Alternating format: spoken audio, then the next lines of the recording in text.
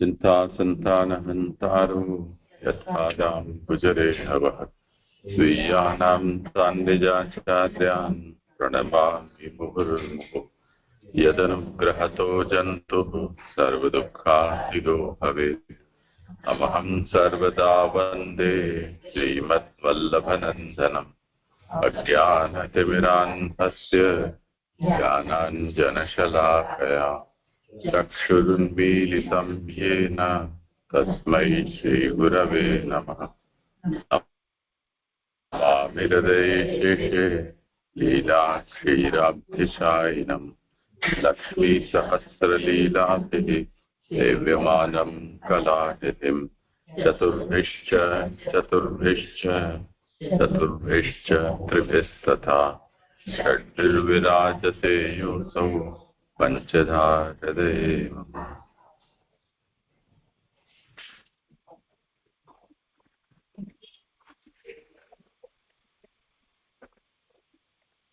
दंडवत प्रणाम कीजिए।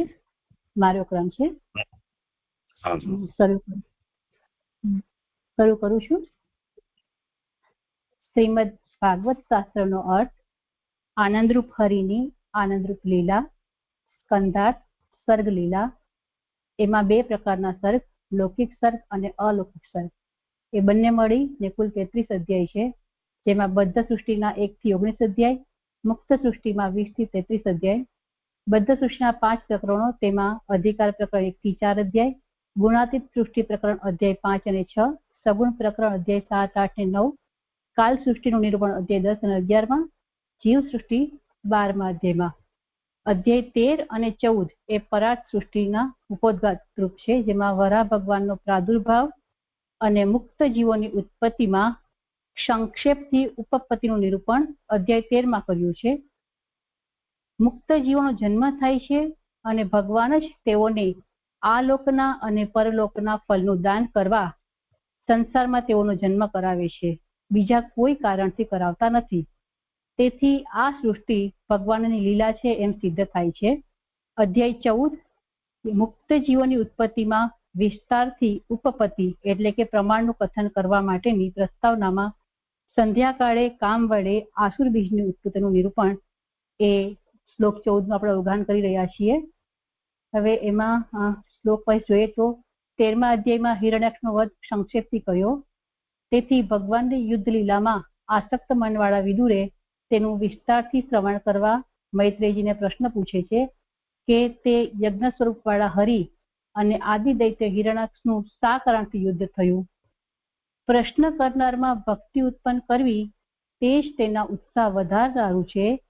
તેથી જે કલ્પમાં હિરણ્યાક્ષ વગેરેની સરસાઈ થયેલી તે જ કલ્પની કથા આ અધ્યાયમાં એટલે કે 14 થી 19 અધ્યાયમાં મતાંતર ભાષાથી પ્રાપ્ત થયેલ છે, જેમાં હિરણ્યાક્ષ વધનો પ્રસંગ આવે છે। શ્લોક 3માં વિદુરજીનો પ્રશ્ન છે। શ્લોક 7 થી 14માં દક્ષની પુત્રી દીતિને સંતાન પ્રાપ્ત કરવાની ઈચ્છા થઈ અને પોતાના પતિ કશ્યપની સંધ્યા સમયે કામના કરી। શ્લોક 15 થી 21માં કશ્યપ દીતિને કહે છે કે હું તારી કામના પૂર્ણ કરીશ, પરંતુ હમણાં સમય ઉચિત ન હોવાથી થોડા થોભી જાઓ। શ્લોક 22 થી 28માં કશ્યપ દીતિને કહે છે કે આ સમય ઘણો ઘોર છે, એમાં મહાદેવના સેવક ભૂતો ફર્યા કરે છે। એમ કહી દીતિમાં ભય ઉત્પન્ન કરતા મહાદેવજીની સ્તુતિ કરે છે। પછી કામાતુર દીતિએ લજ્જા તજીને જ્યારે કશ્યપ કર્મનો નાશ કરવા પત્નીનો આગ્રહ જાણીને કાલને નમન કરી તેની સાથે એકાંતમાં આસન લીધું અને પછી કશ્યપે વાણીનો સંયમ કરી બ્રહ્મનું ધ્યાન ધરતા તેના જપ કર્યા। આ રીતે ઋષિએ કરેલું પ્રાયશ્ચિત શ્લોક 31માં કહી અને શ્લોક 32 થી 35માં દીતિના અપરાધનું પણ યોગ્યતા પ્રમાણે પ્રાયશ્ચિત અને રુદ્રની પ્રાર્થના એનું નિરૂપણ કર્યું। શ્લોક 36 થી 40માં અર્ધ પ્રસન્ન થયેલા કશ્યપે દીતિ ઉપર ક્રોધ અને કૃપા કર્યા અને કહ્યું કે તારા 4 દોષ કે તારો દેહ અપવિત્ર, સમયનો દોષ, મારી આજ્ઞાનું ઉલ્લંઘન અને દેવોની અવગણનાને લીધે તને 2 અધમ પુત્રો ઉત્પન્ન થશે। તે ભક્તનો દ્રોહ કરશે અને ભગવાન અવતાર લઈને તેમને શ્રી હસ્તથી હણશે. શ્લોક 41 અને 42 તેના પુત્રો ભગવાનના શ્રી હસ્તથી મળશે તે સાંભળી પ્રસન્ન થઈ અને તેના વચનનું અનુમોદન કર્યું. શ્લોક 43 અને 44 હવે શ્લોક 43 થી 49 એ જે 7 શ્લોકો આવી રહ્યા છે એમાં કશ્યપ દીતીને ભગવાનના ભક્ત જાણીને કશ્યપનું સ્વયંનું બીજ પણ લાભકારી થવાનું છે એમ જોઈને તેને વર આપે છે ને એનું નિરૂપણ શ્લોક 43 થી શ્લોક 49 એ 7 શ્લોકોમાં છે. એમાં શ્લોક 43 દીતીના 6 ગુણો વર્ણન કરીને તેને લીધે તેનો પૌત્ર પ્રહલાદજી એમાં 18 ગુણો બીજના સ્વભાવને લીધે કાર્યાન્વિત થશે. એમાં શ્લોક 44 સતામત એ કહી અને પ્રહલાદજી સત્પુરુષોમાં સન્માનિત થશે એ ભગવાન માર્ગમાં પ્રમાણરૂપ કહ્યું એ રીતે. પછી શ્લોક 44 પાછું ગાશંતિ યત યશ શુદ્ધ ભગવત યશ સમમ એમ કહી અને પ્રહલાદનો યશ શુદ્ધ અને ભગવાનની સમાન છે. ભગવાનની સમાન પ્રહલાદની સરસાઈ યશ રૂપતાના કારણે છે એમ ભગવાન માર્ગમાં તેનું સાધન પણ કહ્યું. પછી શ્લોક 45 ત્રીજો ગુણ કે સત્પુરુષો પ્રહલાદનું નિર્વૈર એટલે કે વેરરહિતપણું વગેરે ગુણોનું અનુકરણ કરીને સ્વયંને શુદ્ધ કરશે. આ વિશેષ રૂપથી પ્રમેયપણું સિદ્ધ કરે છે. પછી શ્લોક 46 ચોથો ગુણ હતો કે જે ફલરૂપ છે, જેમાં 34 દ્રષ્ટિઓ ભગવાનના સંબંધની ભગવાનને જોનારી થાય તે અનન્ય દ્રષ્ટિવાળો સર્વભાવથી શરણ આવેલો થાય ત્યારે સર્વ પદાર્થ બનેલા ભગવાન પ્રસન્ન થાય છે. પ્રહલાદજી આવા જ છે, તેથી પ્રહલાદજી ફલરૂપ છે. આમ 4 ગુણો કહીને બીજા 14 ગુણોનું નિરૂપણ હવે શ્લોક 47, 48, 49 આવી રહ્યા છે. હવે મારે શ્લોક 47 થી નિરૂપણ કરવાનું છે. તો શ્લોક 47 ની ઉત્થાનિકા એ પેજ નંબર 549 ઉપર છેલ્લી 2 લાઈન આવે છે. ઉત્થાનિકા સાધનો 3 પ્રકારના હોવાથી નીચેના શ્લોકથી આરંભી 3 શ્લોકોથી પ્રહલાદ સાધનરૂપ હોવાનું કહે છે. કેટલાક સાધનો ગુણરૂપ હોય છે, બીજા દોષના અભાવ એટલે કે ન હોવા રૂપ હોય છે અને એક સાધન આંતર ફલરૂપ છે. તે પૈકી આરંભમાં નીચેના શ્લોકમાં ગુણરૂપ સાધનો કહે છે. હવે અહીંયા જે 3 પ્રકારના સાધનો કીધા એમાં 47મા શ્લોકમાં ગુણરૂપ સાધન છે એનું વર્ણન આવી રહ્યું છે. 48મા શ્લોકમાં દોષના અભાવરૂપ જે ગુણ કીધા છે એનું વર્ણન છે અને શ્લોક 49માં જે અંતરંગ ફલરૂપ સાધન કહ્યું છે એનું વર્ણન છે. હવે શ્લોક 47મો શ્લોક સવૈ મહાભાગવતો મહાત્મા મહાનુભાવો મહતા મહિષ્ઠ પ્રબુદ્ધ ભક્ત્યા હિ અનુભાવિત અંતર્નિવેશ્ય વૈકુંઠમ ઇમમ વિહાસ્યતિ. શ્લોકાર્થ તે નિશ્ચય મહાભાગવત મહાત્મા ઘણા પ્રભાવવાળો ઉત્તમ પુરુષોમાં સર્વથી ઉત્તમ થઈ ઘણી વધેલી ભક્તિથી પ્રભાવશાળી બનેલા અંતઃકરણમાં ભગવાનને પધરાવીને આ દેહનો ત્યાગ કરશે. સુબોધિનીજી 5મું છે. આગળ 4 ગુણોનું નિરૂપણ થઈ ગયું. હવે આ 5મા ગુણો અહીંથી કહી રહ્યા છે.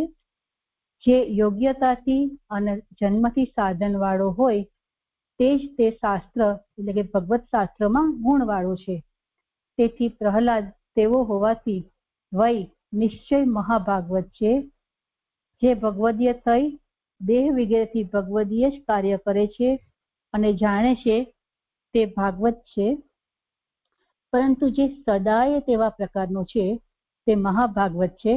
આથી ભગવત શાસ્ત્રમાં પ્રસિદ્ધ બધું એ સાધન કહ્યું. હવે અહીંયા જે શ્લોકમાં સવૈ મહાભાગવત એ પદ છે સમજાવી રહ્યા છે.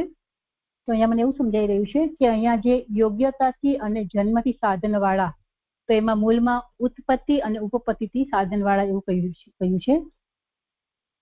તો ભગવત શાસ્ત્રોમાં ગુણવાળો તે જ હોય કે જે યોગ્યતાથી એટલે કે ઉપપત્તિ પ્રમાણથી એટલે કે પોતાના પ્રયત્નથી પુરુષાર્થથી સાધન કરીને ભક્તિ કરે, અને જન્મથી એટલે કે જેને જન્મથી જ ધાર્મિક સંસ્કાર પ્રાપ્ત થયા હોય તે. પ્રહલાદજી તેની માતાના ગર્ભમાં હતા ત્યારે જ તેમણે નારદજી તેમની માતાને શિક્ષા આપતા તે ગ્રહણ કરેલી, એટલે એ ઉત્પત્તિથી કહી રહ્યા છે. અને પછી ઉપપત્તિમાં કહી રહ્યા છે કે વિપરીત પરિસ્થિતિમાં પણ હૃદયપૂર્વક નિસ્વાર્થ ભક્તિ કરેલી, એ તેથી તે મહાભાગવત છે. હવે છઠ્ઠું મહાત્મા, જે મૂળમાં મહાત્મા પદ છે એનું કહી રહ્યા છે. મહાત્મા શબ્દથી સુબોધજીમાં કે મહાત્મા શબ્દથી બીજું જ્ઞાન માર્ગમાં પ્રસિદ્ધ સાધન કહેલું છે. તે જીવ બ્રહ્મપણું પ્રાપ્ત કરવાથી મહાન આત્મા થાય છે. તે પ્રાપ્ત ન કરે તો હદવાળો જ રહે, મોટાઈ હદ વગરની જ છે. અહીંયા મને એવું સમજાય છે કે અહીંયા જે કહી રહ્યા છે કે અને ઉપરના શ્લોકમાં જરા આવી રહ્યું કે ભગવદીય અને મહાભાગવતી બંનેનો ભેદ બતાવી રહ્યા છે. તો જે ભગવદીય હોય એ દેહ વગેરેથી ભગવદીય કાર્ય કરે અને જાણે છે કે મારે ભગવત સંબંધી કાર્ય કરવું છે, પરંતુ સદાય એમની એવી સ્થિતિ નથી રહેતી. પરંતુ જે મહાભાગવત હોય ને તે સદાય તેવા પ્રકારના, એટલે કે તેમની ભક્તિ અખંડ નિત્ય હોય છે, પૂર્ણ સમર્પણપૂર્વકની હોય છે, ને તે મહાભાગવત છે. તેથી પ્રહલાદજી છે એને નિશ્ચય સવય મહાભાગવતી નિશ્ચય મહાભાગવત છે કહ્યું. આ થોડું મારું રહી ગયું હતું. હવે મહાત્મા શબ્દમાં જે કહી રહ્યા છે એમાં મને એવું સમજાય છે કે મહાત્મા શબ્દથી જ્ઞાન માર્ગના પ્રકારથી સાધન કહ્યું છે. બ્રહ્મભાવપણું પ્રાપ્ત કરવાથી જીવ મહાન આત્મા થાય છે, અપરિચ્છિન્ન થાય છે. પ્રહલાદજીને સર્વત્ર બ્રહ્મભાવ થતો હતો, તેથી જ સ્તંભમાંથી પણ ઋષિ ભગવાન પ્રાગટ્ય થયા. એટલે આ જ્ઞાન માર્ગ સાધન પ્રમાણે મહાન આત્મા, વ્યાપક, અપરિચ્છિન્ન, એ રીતે મને સમજાય છે. હવે સાતમું છે સુબોધનજીમાં આગળ ઘણો પ્રભાવ વાળો, એ વિશેષણથી ત્રીજું સાધન કહ્યું છે. આથી કર્મમાર્ગ પ્રમાણે સરસાઈ કહી, કારણ કે તેમાં પ્રભાવથી જ મોટાઈ થાય છે. કર્મ નાશવંત હોવાથી મોટાઈ ઉત્પન્ન કરતું ન હોવાથી કર્મથી ઉત્પન્ન થયેલો પ્રભાવ જ મોટાઈ જણાવનારો છે. પ્રહલાદને અગ્નિ વિગ્રહથી બળી જવાનું વિગ્રહ થયા નહીં, એ તેની મોટાઈ. સર્વથી ઉત્તમ તરત વિશ્વાસ કરાવનારો અને મોટા પુરુષોને વિશ્વાસ કરાવનારો પ્રભાવ મોટો, એટલે કે ઘણો પ્રભાવ છે. હવે અહીંયા મને એવું સમજાઈ રહ્યું છે કે અહીંયા જે મહાનુભાવ, મૂળમાં મહાનુભાવ પદ છે એને સમજાવતા એ તૃતીય સાધન છે. કર્મ માર્ગ અનુસાર એમાં પ્રહલાદજીનો ઉત્કર્ષ કહી રહ્યા છે કે કર્મ હોય એ તો નાશવંત અને અનિત્ય હોવાથી તેનો નાશ થઈ જાય છે, પરંતુ કર્મને કારણે જે અનુભાવ પડે છે, જે પ્રભાવ પડે છે, તેની જે અસર પડે છે એ નિત્ય હોય છે. પ્રહલાદજી પર નારદજીના ઉપદેશનો એવો પ્રભાવ પડેલો કે કોઈ ભય, કોઈ દંડ તેની ભક્તિને ચલાયમાન ન કરી શક્યા. તેમની દ્રઢ ભક્તિનો પ્રભાવ એવો હતો કે તેમને ઝેર આપ્યું, પહાડ પરથી ફેંકાવ્યા, આગમાં બેસાડ્યા, છતાં પણ તે કાંઈ પ્રહલાદને સ્પર્શ ન કરી શક્યા. આ જ તેમની મોટાઈ છે, આ જ તેમનો પ્રભાવ છે, જે મોટા પુરુષોના મન પર પણ તીવ્ર અસર કરે છે, તરત જ ભગવાન પ્રત્યે દ્રઢ વિશ્વાસ કરાવે છે અને ભગવાન તરફ પાડે છે. હવે સુબોધરીજીમાં આગળ આઠમો ગુણ છે ઉત્તમ પુરુષોમાં સર્વથી ઉત્તમ, એ લોકમાં સરસાઈનું ચોથું સાધન છે. કીર્તિવાળાઓમાં પણ કીર્તિવાળો એવો તેનો અર્થ છે, અથવા કીર્તિ અને શ્રી લોકમાં સરસાઈ પ્રાપ્ત કરાવનારા છે. તેથી જ ઉત્તમ પુરુષોમાં પ્રહલાદ અત્યંત ઉત્તમ હતો. એટલે અહીંયા આવે લોક દ્રષ્ટિએ કહી રહ્યા છે કે લોકમાં ઉત્કર્ષનું કારણ શું છે? કીર્તિ અને શ્રી. તો પ્રહલાદજી છે એ કીર્તિવાનમાં એવા કીર્તિવાન છે કે યશસ્વીઓમાં પણ યશસ્વી છે, ને એ આપણે આગળના શ્લોકમાં જોઈ ગયા કે ભગવાન સમાજ પ્રહલાદનો યશ છે.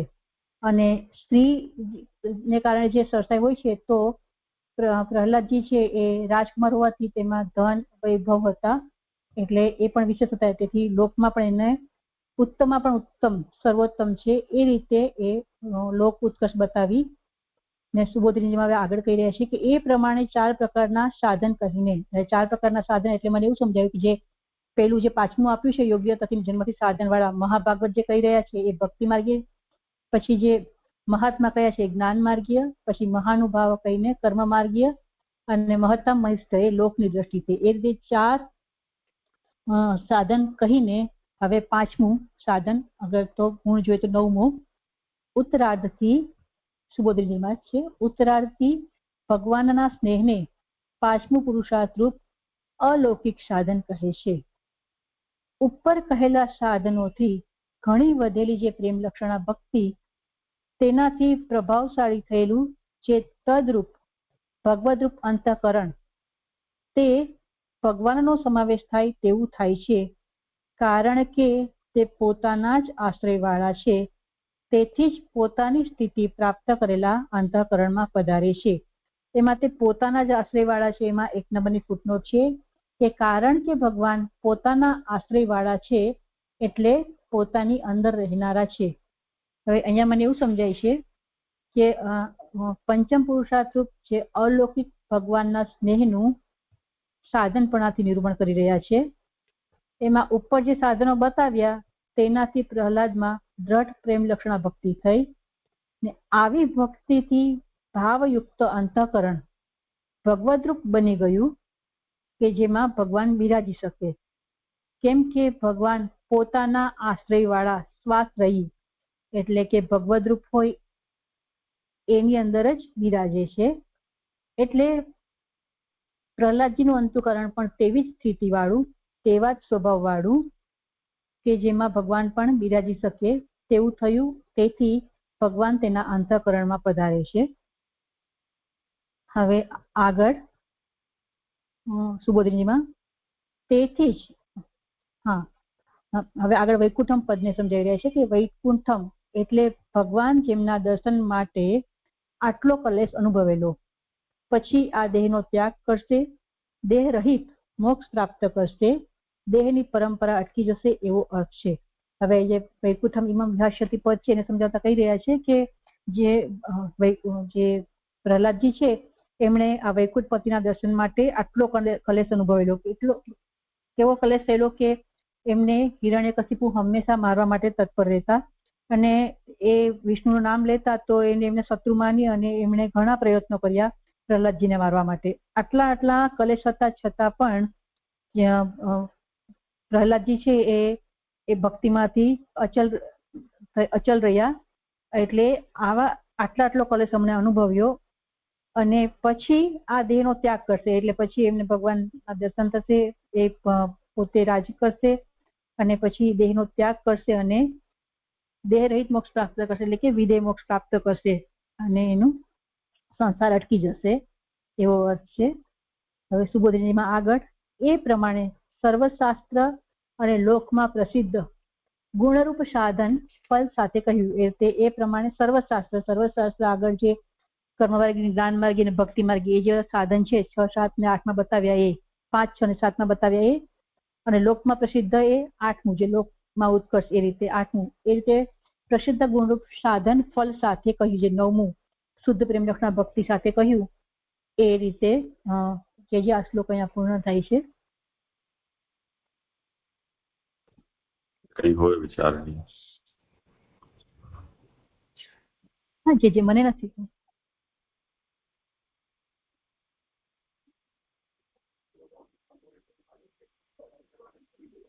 ભલે આગળ. અહીંયા જે ગુણ એટલે કીધું સુબોધનીમાં સૌથી છેલ્લે ગુણરૂપ સાધન ફલ સાથે કહ્યું. તો અહીંયા 9માં ને ફલરૂપ માનવાનું અને બાકીનાને સાધન રૂપ જે કીધા એ રીતે જ આમાં સમજ રાખવી જોઈએ કે અલગ રીતે? એટલે બે વાત અહીંયા જણાવી ને કે ગુણરૂપ સાધન ફલ સાથે કહ્યું. અહીંયા જે પોઈન્ટ જેટલા પણ આ ગણાવ્યા એને કોઈ સાધનમાં ગણવા અને આને કઈ 9મા પોઈન્ટને જે ઉત્તરાર્ધમાં કીધું અને ફલરૂપ માનવું એવું કઈ આપણે એમાં કરી શકાય કે એવું કરવું જરૂરી નથી? હા લાલન, દંડવત પ્રણામ. અહીંયા કહ્યું જ છે કે જે આ 9મું સ્ટાર્ટ થાય છે ને ત્યાં ઉત્તરાર્ધથી ભગવાનના સ્નેહને 5મું પુરુષાર્થ રૂપ અલૌકિક સાધન કહે છે. ઉપર કહેલા સાધનોથી ઘણી વધેલી જે પ્રેમ લક્ષણા ભક્તિ, એટલે ઉપર જે સાધનો કહ્યા એને કારણે એની પ્રેમ લક્ષણા ભક્તિ વધી, એટલે ઉપરના જે છે એને આપણે સાધન કહી શકીએ, અને એ સાધનથી ફળ એને એ પ્રાપ્ત થયું કે એમને પ્રેમ લક્ષણા ભક્તિ સિદ્ધ થઈ, એ રીતે આપણે લઈ શકીએ. એટલે આગળના ને સાધન અને એ સાધનથી આ ફળ, એવું મને પણ સમજાવી રહ્યું છે. લાલન, દંડવત પ્રણામ.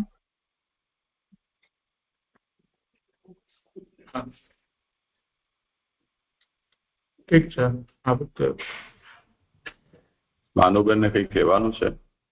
હા જે મને એમ કહેવાનું હતું કે આજે લાલને પ્રશ્ન કર્યો ને, તો તેથી એમ કહ્યું કે જો અહીં શું કહ્યું કે એક જન્મથી ભાગવત હોય છે ને એક જાણીને પછી ભાગવત થાય છે, એક એવા કાર્ય કરે છે જાણે છે ત્યારે તે ભાગવત છે. તો જે આ જે ભાગવત થાય છે ને એને અહીં 3 સાથે જોડ્યું, કર્મ માર્ગ, જ્ઞાન માર્ગ અને ભક્તિ માર્ગ. જે ભાગવત થાય છે એને આગળ જતા ને આ ફલ કહી રહ્યા હોય ને એવું લાગે છે. સરદાર અહીં જરા મને સમજવું છે કે અહીં જે આ લાલને પૂછ્યું ને એ જ પૂછવું હતું મને કે આ સાધન ને ફલ તો ઉપરથી જોડાય છે આ વાત, કે જે એક જન્મતા જ એવા ભગવદીઓ હોય છે ને એક જાણે છે અને પછી એ કાર્ય કરે છે ને ભગવદીય બને છે, તો એના માટે આ સાધન ફલ કયા હોય ને એવું લાગ્યું મને. સરદાર પ્રણામ. આ જરાક સમજવું હતું. હા, કરો તમારે.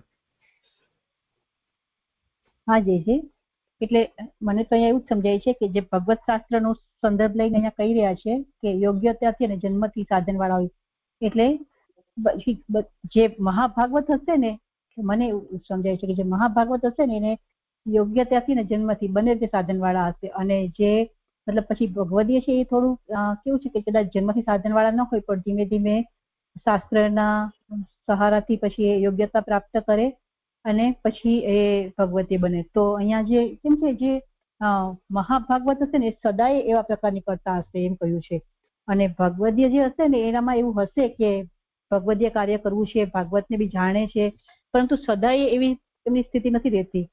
તો મને આ બંને વચ્ચે અહીંયા એવું ભેદ હોય ને એવું લાગે છે. જે મને આટલું સમજાય છે અહીંયા. ભાનુબેન કેવું છે? હા સરદાર, અહીં જરાક આપ કશું કેવા જેવું છે અહીં કે એક જન્મતાને છે કે લઈને આવ્યો છે, ભાગવત જ છે ને બીજા ભાગવત બને છે જાણીને, એવી ક્રિયા કરે છે, એવું જાણે છે, બધું જ્ઞાન પ્રાપ્ત કરે છે. અને ભાઈ એના માટે આ સાધન ફળ કયા હોય એ આ મયુરે કહ્યું બરોબર, એ રીતે જ હું પૂછું છું. તો એવી રીતે થશે જે મયુરે કહ્યું એ રીતે? હા, એ તો એક પછી એક એમાં જોડાતા જઈ રહ્યા છે ને, અને અહીંયા જે નિરૂપણ થયું છે ઉપપત્તિ અને ઉત્પત્તિ થી, એ કયા પછી જ્ઞાન માર્ગ, કર્મ માર્ગ, લૌકિક સરસાઈ અને પછી પુરુષાર્થ. તો એ બધા જ એમના જુદા જુદા મહાત્મ્ય બતાવી અને અંતે એમને ફલનું નિરૂપણ કર્યું. વૈકુંઠ પ્રાપ્તિ એટલે વિદેહ મુક્તિ. જી થયું. પ્રણામ. હજી પૂછવું હતું કે આમાં કર્મ માર્ગ સંબંધી કઈ વાત સમજવી? જ્ઞાન માર્ગ સંબંધી તો થોડી થોડી સમજાય છે આમાં, પણ કર્મ માર્ગ જો આપણે એવું માનતા હોય કે કર્મ, જ્ઞાન અને ભક્તિ નું છે, તો જ્ઞાન ને ભક્તિ તો દેખાય છે, કર્મ માર્ગ ન સમજાયો. આમાં ક્યાં આવ્યું? હા, કરો સમાધાન.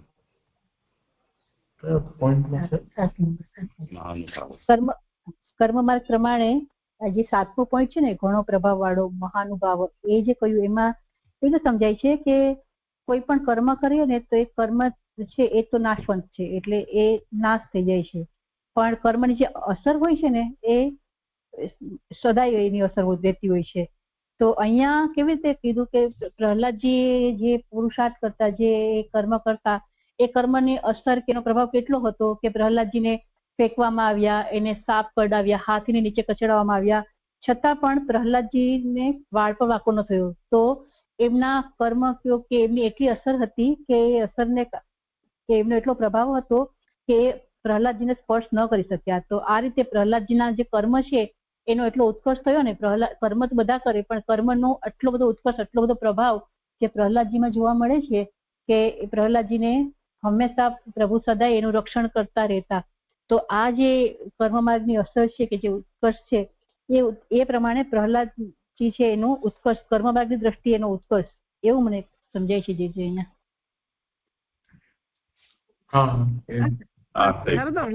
મને એવું થયું, મને એવું લાગે છે કૃષ્ણાર્પણ કરે છે ને જે કર્મ, ભગવત પ્રીત્યાર્થે જો કર્મ કરે છે તો એને પછી પાછી ભક્તિ પ્રાપ્ત થાય છે એવું મને લાગે છે. સરદાવા એટલે આ જરા સ્પષ્ટ થાય એટલે કહ્યું. હા, એ જે કર્મ કરતા ને એ નિષ્કામ ભાવે જ કરતા. એટલે ત્યાં આવે છે કે એ દૈત્ય બાળકોને એમ સમજતા કે આ બધા સંસારના દુઃખી પણ એમને ખ્યાલ નથી એમ. તો એ બધા બાળકોને નિસ્વાર્થ ભાવે ઉપદેશ કરતા ને એ આગળ આવશે ખરા કે બધાના જગતના શોકના તાપ હરતા. તો એ બધે એ જે બધા કાર્યો કરતા એ બધા કાર્યોનો આ ઉત્કર્ષ છે કે એમને કારણે એમને કોઈ કઈ પીડા સ્પર્શ ન કરી શકતી અને સદાય પ્રભુનું રક્ષણ કરતા. કર્મ માર્ગમાં ઉત્કર્ષ છે ને શરણાગતિ પણ. સરદાવા એવું સમજાશે કૃષ્ણ પ્રીત્યાર્થે કર્મ કરે છે, યજ્ઞ કરે છે તે તો કૃષ્ણ પ્રીત્યાર્થે કરે તો એ આખર ભક્તિમાં પરિણમે એવું થાય? મને પ્રશ્ન છે સરદાવા. પ્રણામ.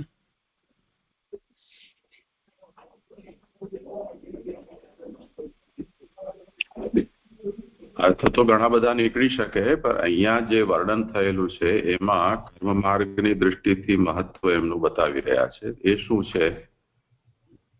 તો મહાનુભાવ શબ્દથી મહાપ્રભુજીને એમાં કર્મ માર્ગી ઉત્કર્ષ એમનો દેખાઈ રહ્યો છે. જી બરાબર. એટલે આ સહન કરી રહ્યા છે બધું એ થશે જે છે આજે બધું જે થાય છે પ્રભુ ની ભાવના કરીને સહન કરી રહ્યા છે એ ઉત્કર્ષ થશે કર્મ માર્ગમાં જે સહન કરે છે તે. એવું સમજે? અહીંયા કહેલું છે ને, એનું વર્ણન જ થયેલું છે કે તસ્ય મહાનુભાવત્વમ અજ્ઞાદિભિ દાહાદ્ય ભાવાત. બાળવા વગેરેનો પ્રયાસ કર્યો તેમ છતાં પણ એનો પ્રભાવ એમના ઉપર કઈ પડ્યો નહીં. એ જ એમની મહાનુભાવતા છે.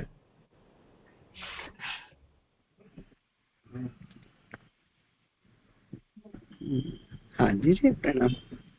વિભૂતિ છે. બેસાડી શકાય ને કે ગીતાજીમાં જે જ્ઞાનયુક્ત કર્મની જે સરસાઈ કીધી છે એમ જ્ઞાનયુક્ત જ કર્મ હોવું જોઈએ. એમ કેવલ કર્મ કે કેવલ જ્ઞાન છે એ શ્રેય નથી પ્રાપ્ત કરાવતું. તો જ્ઞાનયુક્ત કર્મ જે છે તો એવું પ્રહલાદજીનું આ કર્મ હતું. તો એવી સ્થિતિ અહીંયા બેસાડી શકાય. એ ઉપરથી ચાલી આવી રહ્યું છે મહાત્મા અને મહાનુભાવ. એનાથી બ્રહ્મભાવ સંપન્ન છે એ એમનું મહાત્માપણું છે અને સર્વત્ર બ્રહ્મ દૃષ્ટિ છે. ઉપરાંત એમ સમજો કે આનંદાંશ પ્રકાશાધિ બ્રહ્મભાવો ભવિષ્યતિ. તો સર્વત્ર ભગવત લીલા દૃષ્ટિ એમની થઈ જવાને કારણે પણ એ આનંદ છે એ આવિર્ભૂત થઈ ગયા બરાબર છે. એને કારણે આગળનો જે મહાત્મા શબ્દમાં અર્થ થયા જે કહી રહ્યા છે મહાનુભાવના, ભેદ દૃષ્ટિ વાળો હોવાને કારણે હિરણ્યકશિપુ છે એને તો અગ્નિ, હાથી કે વિષ કે આ બધું બ્રહ્મથી પૃથક અનુભવમાં આવે છે કે દેખાય છે, પરંતુ પ્રહલાદને તો એ બધાનું ભગવત રૂપતા જ દેખાઈ રહી છે અને ભગવત લીલા રૂપતા જ દેખાય છે.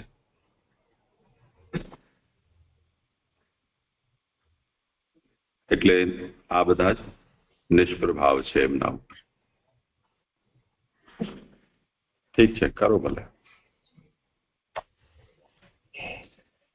હા જી. શ્લોક 48, પેજ નંબર 551. ઉત્થાનિકા નીચેના શ્લોકમાં દોષના અભાવરૂપ સાધન કહે છે. હવે જેમ ગુણ છે, ગુણરૂપ સાધન કયા, એમ દોષનો અભાવ એ પણ ગુણ છે. તો એવા સાધન અહીંયા કહી રહ્યા છે. શ્લોક અલંપટઃ શીલધનઃ ગુણાકરઃ રુષ્ટ પરવૃદ્ધયા, જે આ મને સ્પેલ કરતા નથી આવતું, પરવૃદ્ધયા એમ જ આવશે. વ્યથિતો દુઃખિતેષુ અભૂત શત્રુ જગત શોકહર્તા નૈદાધિકમ તાપમ ઇવ ઉડુરાજઃ. શ્લોકા પરર્ધયા. હા, और तो छूटा छूटा છે જ, એમાં તો સમસ્યા છે જ નહીં. પછીનો રેફ છે એ પેલે બોલાય તો પરર અને દ ધ ને ય પરર્ધ્યા. પરર્ધ્યા. હા. શ્લોકા તે અલંપટ સારા સ્વભાવરૂપ ધનવાળો, ગુણોની નિધિરૂપ, બીજાની સમૃદ્ધિથી આનંદ પામનાર, બીજાના દુઃખમાં દુઃખી થનાર, જેનો કોઈ શત્રુ થશે નહીં તેવો, અને જેમ ચંદ્ર ગ્રીષ્મના તાપને હરે તેમ જગતના શોકને હરનારો થશે. સુબોધિનીજી, એમાં 10મો ગુણ છે કે ઇન્દ્રિયોનું વિષયમાં આસક્ત રહેવા રૂપ દોષ લાંપટ્ય છે તે અલંપટ થશે.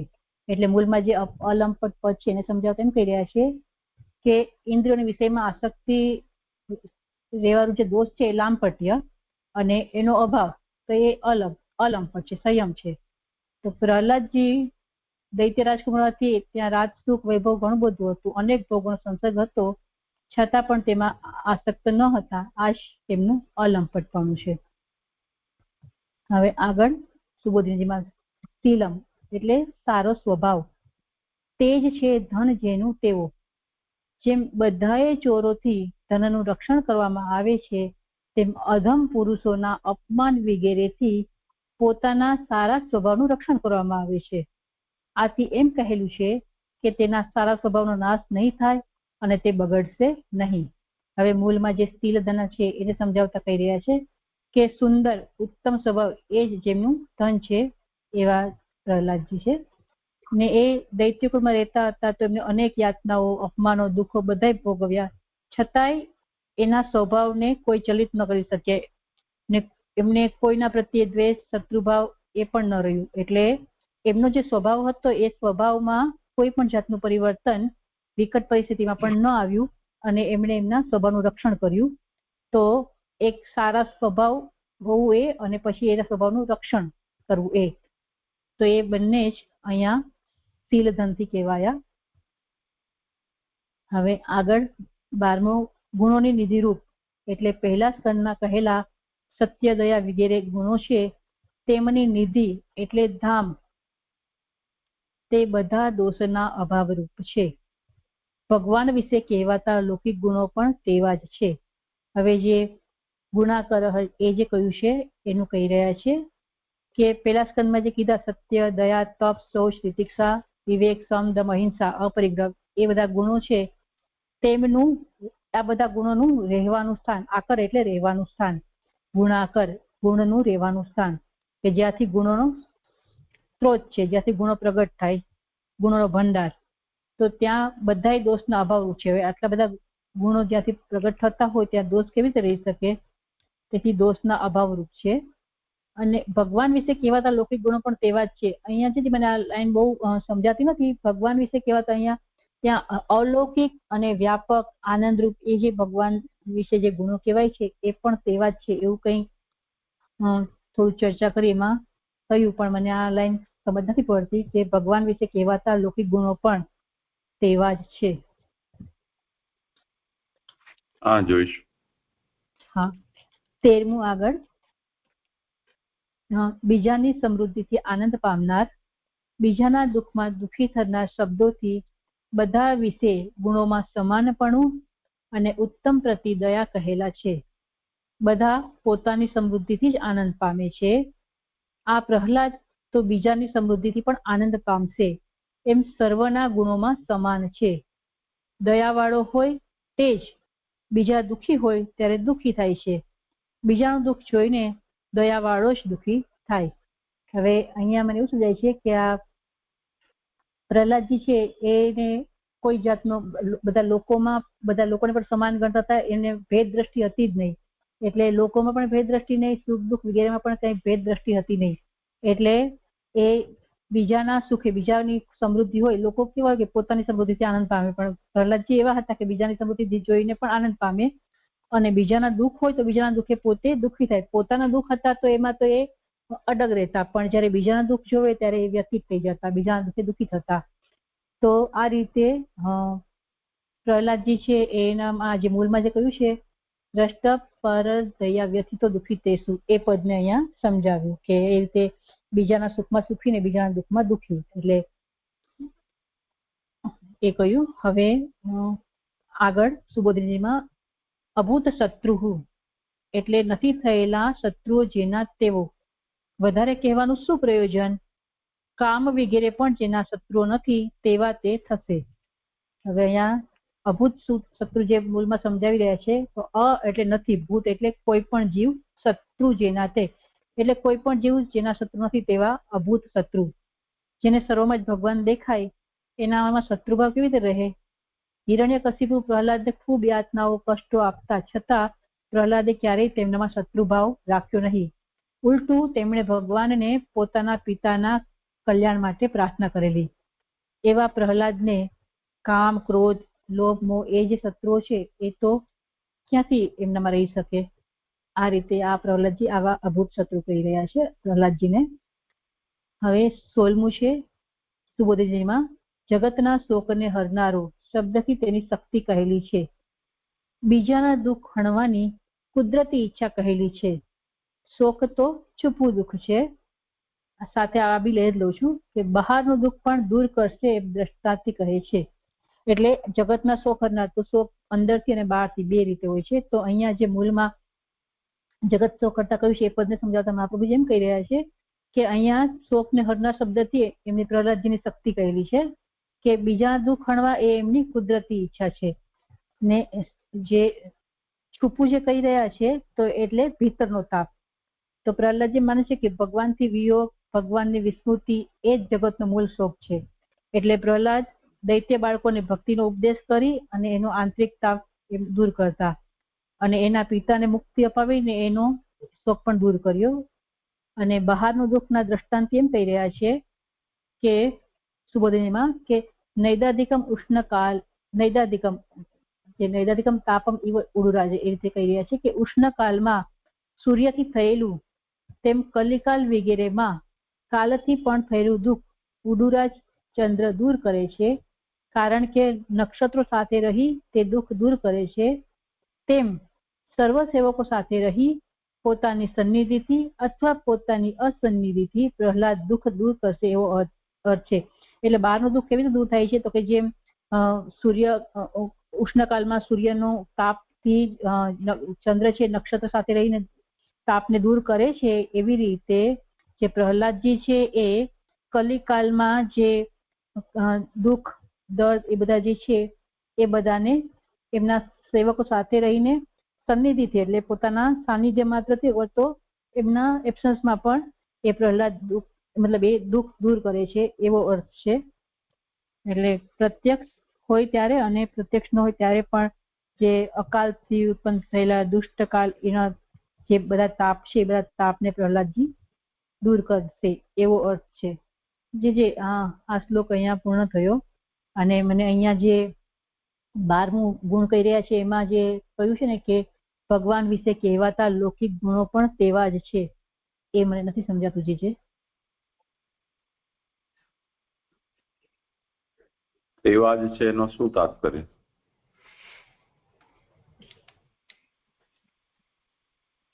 એટલે જે અહીંયા જે આગળ પ્રહલાદજીના બધા ગુણો કયા ને, હા એવા જ હું એવી જ સમજુ છું કે એવા જ છે. ભગવાન વિશે કહેવાતા લૌકિક ગુણો, એટલે ભગવાનમાં મતલબ આ જે લૌકિક ગુણો હોય એ પણ આ પ્રહલાદજીમાં જેવા કયા એવા જ ગુણો છે. આગળ જેમ કહ્યું કે ભગવાનનો જેવો યશ છે એટલે સમાન જ પ્રહલાદજીનો યશ છે, એ રીતે અહીંયા એમના ગુણો પણ આમના જેવા જ છે. એ રીતે કઈ જે આવે છે એ દોષાભાવ રૂપ એમ સમજવું જોઈએ. તે બાજુનો મતલબ અહીંયા આગળ કહ્યું ને કે પ્રથમ સ્કંધોક્તા સત્યાદય ગુણા તેષામ આકર સ્થાનમ. એ ગુણાકર છે એટલે પ્રથમ સ્કંદમાં કહેલા સત્ય, દયા વગેરે જે ગુણો છે એનો એ આકર છે. ને એ બધા જ ગુણો જે ગણાવ્યા છે એ દોષાભાવ રૂપ ગણાવેલા છે. તેવી રીતે લૌકિકા ભગવતી ઉચ્યમાના તથૈવ ભવંતી. ભગવાનના વિષયમાં જે લૌકિક ગુણો પણ જે કહેવામાં આવે છે એ પણ દોષાભાવ રૂપ થાય છે. એટલે ભગવાનમાં એ ગુણો જ્યારે બિરાજે છે તો પછી એમાં દોષાભાવ રૂપતા સ્વતઃ આવી જાય છે. એવી રીતે અહીં પણ પ્રહલાદની અંદર જે અન્ય ગુણો છે બધા ગુણાકર તરીકે કહેવાતા પ્રથમ સ્કંદમાં કહ્યા તેવા, તે ઉપરાંત લૌકિક પણ, તે બધા પણ દોષાભાવ રૂપ છે.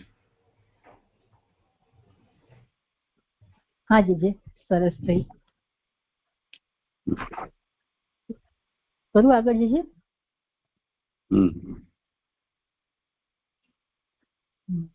શ્લોક 49.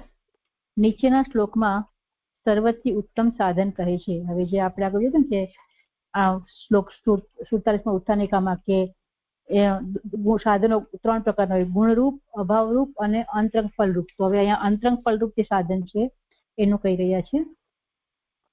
શ્લોક અંતર્બહિશ્ચ અમલમ અબ્જનેત્રમ સ્વપુરુષેચ્છાનુગૃહિત રૂપમ પૌત્ર તવ શ્રી લલના લલામ દ્રષ્ટા સ્ફુરત કુંડલ મંડિતાનનમ. શ્લોકાર્થ: તારો પૌત્ર દોષરહિત, કમલ જેવા નેત્રવાળા, પોતાના ભક્તની ઈચ્છા પ્રમાણે સ્વરૂપ ધારણ કરનાર, લક્ષ્મીરૂપ લલનાથી સુંદર, પ્રકાશતા કુંડલથી શોભતા મુખવાળા ભગવાનના અંદર અને બહાર દર્શન કરશે. સુબોધિનીજી: કારણ કે તે પ્રહલાદને ભગવાનની કૃપાથી, ભક્તિથી તથા જ્ઞાન અને વૈરાગ્યથી ભગવાનના સાક્ષાત દર્શન થાય છે.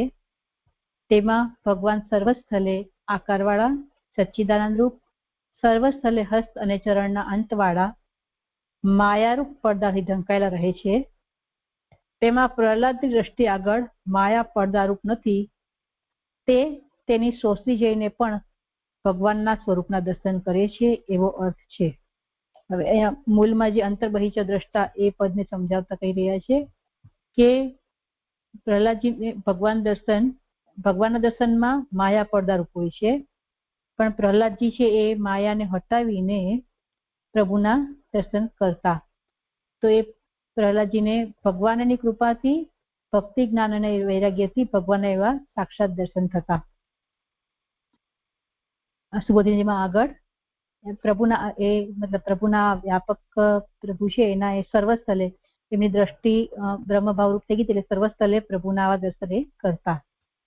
હવે સુબોધિનીમાં આગળ કેટલાક તો એમ કહે છે કે પ્રસન્ન થયેલા ભગવાને તેની દ્રષ્ટિ આગળ પોતાની, અહીં વર્ણન કરવામાં આવે છે તે એક મૂર્તિ રાખેલી છે, તેથી તે જ્યાં દ્રષ્ટિ પ્રસારે ત્યાં પણ તેને તેના દર્શન થાય છે. હવે બીજા કેટલાકનો મત એવો છે કે એ એમ કહી રહ્યા છે કે પ્રહલાદજીને સર્વત્ર દર્શન થઈ રહ્યા છે ભગવાનના, તો એમ કહે છે કે ભગવાન પ્રસન્ન થયેલા ભગવાને પ્રહલાદજીની દ્રષ્ટિ આગળ એક સ્વયંની મૂર્તિ, સ્વયંનો વિગ્રહ ત્યાં સામે સ્થાપિત કર્યો છે, તેથી પ્રહલાદજી જ્યાં જ્યાં દ્રષ્ટિ પ્રસારે ત્યાં તેમને એવા દર્શન થઈ રહ્યા છે. સુબોધિનીમાં આગળ તે વિષયમાં વિચારવાનું કે જો તે ભગવાનનું સ્વરૂપ બ્રહ્મરૂપ હોય તો પહેલા કરતા કઈ ભેદ નથી. એમાં એક નંબરની ફૂટનોટ છે, કરું હમણાં. અને હવે જો તે ઉપાધિરૂપ હોય તો તેથી પ્રહલાદને લાભ નથી. એટલે અહીંયા જે કહી રહ્યા છે કે ભગવાનનું સ્વરૂપ બ્રહ્મરૂપ હોય તો પહેલા કરતા કાંઈ ભેદ નથી. એમાં ભેદ નથીમાં કહી રહ્યા છે કે બ્રહ્મ પહેલા પણ સર્વત્ર દર્શન થતું, તેમ તે સમયે પણ હોવાથી પહેલા કરતા કાંઈ પણ ભેદ નથી એવો અર્થ જણાય છે. હવે મહાપ્રભુજી એમ કહી રહ્યા છે કે અહીંયા જે આગળ કહ્યું કે ભગવાન પ્રસન્ન થયેલા ભગવાને એમની મૂર્તિ ત્યાં રાખી છે ને તેથી જ્યાં દ્રષ્ટિ કરે પ્રહલાદજી ત્યાં ભગવત દર્શન થાય છે, તો ત્યાં કહી રહ્યા છે કે જો ભગવાનનું એ જે સ્વરૂપ છે એ બ્રહ્મરૂપ હોય તો પેલા પણ પ્રહલાદજીને બ્રહ્મરૂપના દર્શન થતા જ હતા. અને તમે આજે કહ્યું છે કે પ્રસન્ન થયેલી શ્રી મૂર્તિ જે શ્લોકમાં વર્ણન કરવામાં આવ્યું છે એવા વિગ્રહ સામે રાખેલું છે, તો એ જો બ્રહ્મ રૂપ જ હોય તો એ પેલા જે એમને દર્શન થતા હતા એનાથી કઈ ભેદ નથી. અને જો તે ઉપાધિ રૂપ હોય એટલે કે એનાથી અલગ ઉપાધિ રૂપ હોય તો તેનાથી પ્રહલાદને લાભ નથી. તો એમાં પ્રહલાદનો કોઈ ઉત્કર્ષ નથી એવું મને થોડું સ્ટેજ સમજાય છે, પણ બહુ શ્યોર નથી આ બાબતમાં.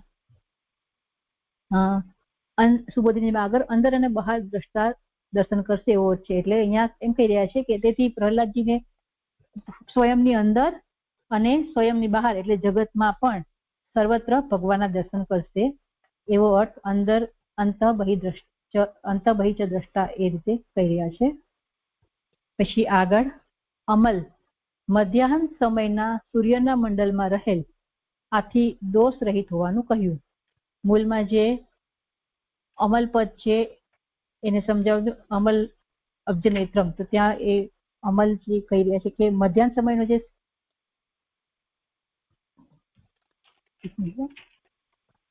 મધ્યાહન સમયના સૂર્યમંડળ જે હોય એમાં જે સ્થિત સ્વરૂપ છે એ નિર્મલ દર્શન દે છે. એમ પ્રહલાદજીને એવા નિર્મલ દર્શન થતા, કેમ કે પ્રહલાદજી સ્વયં પણ અંદર અને બહારથી નિર્મલ છે, દોષ રહિત છે, અને ભગવાને પણ તેનું નિર્દોષત્વ પ્રકટ કરીને એમની સામે આ રીતે દોષ રહિત એવા દર્શન આપતા. એટલે પ્રહલાદજીને એવા દર્શન થતા કે ભગવાન છે એ નિર્દોષત્વ છે એ રીતે. કમલ જેવા નયનવાળા એટલે દ્રષ્ટિથી જ સર્વની ઈચ્છાઓ પૂર્ણ કરનારા, આથી બધા ગુણો કહ્યા. હવે મને એક પ્રશ્ન અહીંયા એ પણ છે કે આમાં તારો પૌત્ર દોષ રહિત એ જે કહ્યું છે, તો પૌત્ર દોષ રહિત પૌત્ર અને ભગવાન બંનેમાં દોષ રહિત એ પદ લેવાનું છે કે ખાલી પૌત્ર જે દોષ રહિત છે પ્રહલાદજી દોષ રહિત છે એ જ લેવાનું છે? એ પછી જે આપ આગળ કરાવજો. અને કમલ જેવા નયનવાળા એટલે દ્રષ્ટિથી સર્વની ઈચ્છા પૂર્ણ કરનારા, એટલે અબ્જનેત્ર છે. તો પ્રભુ કેવા છે? અબ્જનેત્ર, અને એ દ્રષ્ટિ માત્રથી સર્વ ભક્તની ઈચ્છા પૂર્ણ કરનારા છે. સુબોધિનીમાં આગળ એ પ્રમાણે દોષ રહિત અને પૂર્ણ ગુણવાળા દેહવાળા કહીને પોતાના ભક્તની ઈચ્છા પ્રમાણે સ્વરૂપ ધારણ કરનાર વિશેષણથી ભક્તને અધીન હોવાનું કહે છે. પોતાના પુરુષો ભક્તો તેમની જેવી ઈચ્છા હોય તેને અનુસરીને ધારણ કરેલું છે સ્વરૂપ જેમણે તેવા ભગવાનના દર્શન કરશે. એટલે પ્રહલાદજી છે એ ભગવાનના કેવા દર્શન કરશે કે ભગવાન છે એ ભક્તાધીન છે, જે મૂળમાં સ્વપુરુષ ઈચ્છા અનુગ્રહિત રૂપ છે એને કહી રહ્યા છે કે ભક્તાધીન ભગવાન ભક્તની ઈચ્છાને અનુસાર સ્વરૂપ ધારણ કરીને તેવા દર્શન કરે છે. અહીંયા બી આપણે જોઈએ છીએ કે પ્રહલાદજીની વ્યાપક દ્રષ્ટિ હતી તો ભગવાન એના માટે સ્તંભમાંથી પ્રગટ થયા, તો ભક્તને અધીન પ્રભુ એનું સ્વરૂપ ધારણ કરે અને એવા દર્શન કરાવે છે. ભક્ત પ્રહલાદજી પણ એવા દર્શન કરશે. પછી આગળ સુબોધિનીમાં તારો પૌત્ર શબ્દથી એમ કહ્યું કે ભક્તિનો અંશ તે દીતિનો જ છે, એટલે દીતિ પણ ભક્ત છે ને એટલે કહે છે કે પ્રહલાદમાં ભક્તિના જે અંશ છે એ દીતિના જ છે. હવે આગળ સુબોધિનીમાં શ્રી લક્ષ્મી લલના સ્ત્રીના ચિહ્ન રૂપ છે, તેનાથી સુંદર, આથી એમ કહેલું છે કે ભગવાનનું સ્વરૂપ સર્વ ભાગ્યરૂપ હોવાથી તેના દર્શન થતા બીજું કાંઈ પ્રાપ્ત કરવાનું અથવા જોવાનું બાકી રહેશે નહીં. આથી ભગવાન આ લોકના ફલરૂપ હોવાનું કહ્યું. એટલે શ્રી લલના લલામ એ જે પદ છે એને કહી રહ્યા છે કે ભગવાન લક્ષ્મીરૂપ લલનાથી પણ સુંદર ભગવાન સ્વરૂપના દર્શન થતા શેષ કાંઈ પ્રાપ્ત કરવાનું રહેશે નહીં. એ રીતે આ અહિક ફલનું નિરૂપણ કર્યું. અને હવે સુબોધિનીમાં આગળ પારલૌકિક ફલનું વર્ણન કરતા કહી રહ્યા છે કે પ્રકાશતા જે બે કુંડલો તેમનાથી શોભતું છે મુખ જેમનું તેવા સાધન સાથેના સાંખ્ય અને યોગ બે પ્રકાશતા કુંડલો છે તે સાથેનો આ જે ભક્તિ માર્ગ તે મુખ હોવાથી ભગવાન મોક્ષના ઉપાય સાથે મોક્ષ આપનારા હોવાનું કહ્યું. એટલે જે સાંખ્ય અને યોગ એ બે કુંડલ છે અને એમનાથી આ ભક્તિ માર્ગ જે બે કુંડલોથી મુખ શોભે એ રીતે સાંખ્ય અને યોગથી આ ભક્તિ માર્ગ સુશોભિત થયો છે. એવા જે ભક્તિ માર્ગથી જે ભગવાન છે એ મોક્ષ આપનારા હોવાનું કહ્યું. એટલે એ મોક્ષ આપનારા છે. પ્રહલાદજીને વિદેહ મુક્તિ આપશે એ રીતે જે મને આ શ્લોક અહીંયા સમજાયો. આ શ્લોક અહીંયા પૂર્ણ થયો. અને અહીંયા જે કહ્યું ને જે બે નો જે ભેદ બતાવે છે ને ત્યાં કહે છે કે પહેલી ફૂટનોટ છે ત્યાં કે જો તે ભગવાનનું સ્વરૂપ બ્રહ્મરૂપ હોય તો પહેલા કરતા કઈ ભેદ નથી અને તે ઉપાધિ રૂપ હોય તો પ્રહલાદને લાભ નથી. થોડું આ સમજતું જે છે. હા, કોઈને કરવું હોય સમાધાન. પ્રણામ જીજો. મને એવું સમજાય છે કે જે પ્રહલાદજી દર્શન કરી રહ્યા છે એમની દ્રષ્ટિ આગળ માયા પડદારૂપ નથી, એટલે સાક્ષાત ભગવાનના સ્વરૂપના દર્શન હંમેશા કર્યા જ કરે છે એવો અર્થ. બીજો અર્થ જે કહી રહ્યા છે ને કેટલાક તો એમ કહે છે એમ કરીને અર્થ કરે છે, એટલે બીજા કોઈ કહે છે કે ભગવાનની આવી જે મૂર્તિ સ્વરૂપ છે તે તેમની આગળ છે, એટલે જ્યાં દ્રષ્ટિ પસારે ત્યાં તેમને તેમના દર્શન થાય છે ભગવાનના. તો અહીંયા ફૂટનોટમાં પણ એમ કે છે કે પહેલા પણ દર્શન તો થતું જ હતું એમને અને હવે મૂર્તિરૂપ દર્શન થાય છે એમ પણ જે કહી રહ્યા છે તો એમાં કઈ બહુ ભેદ નથી. એટલે ઉપર જે મહાપ્રભુજી અર્થ કરે છે એ બરાબર છે એવી રીતે મને સમજાય છે. કેટલાક કહે છે જે અર્થ કરે છે ને એના કરતા પહેલા ઉપર જે અર્થ મહાપ્રભુ જે કરે છે એ બરાબર છે સમજાય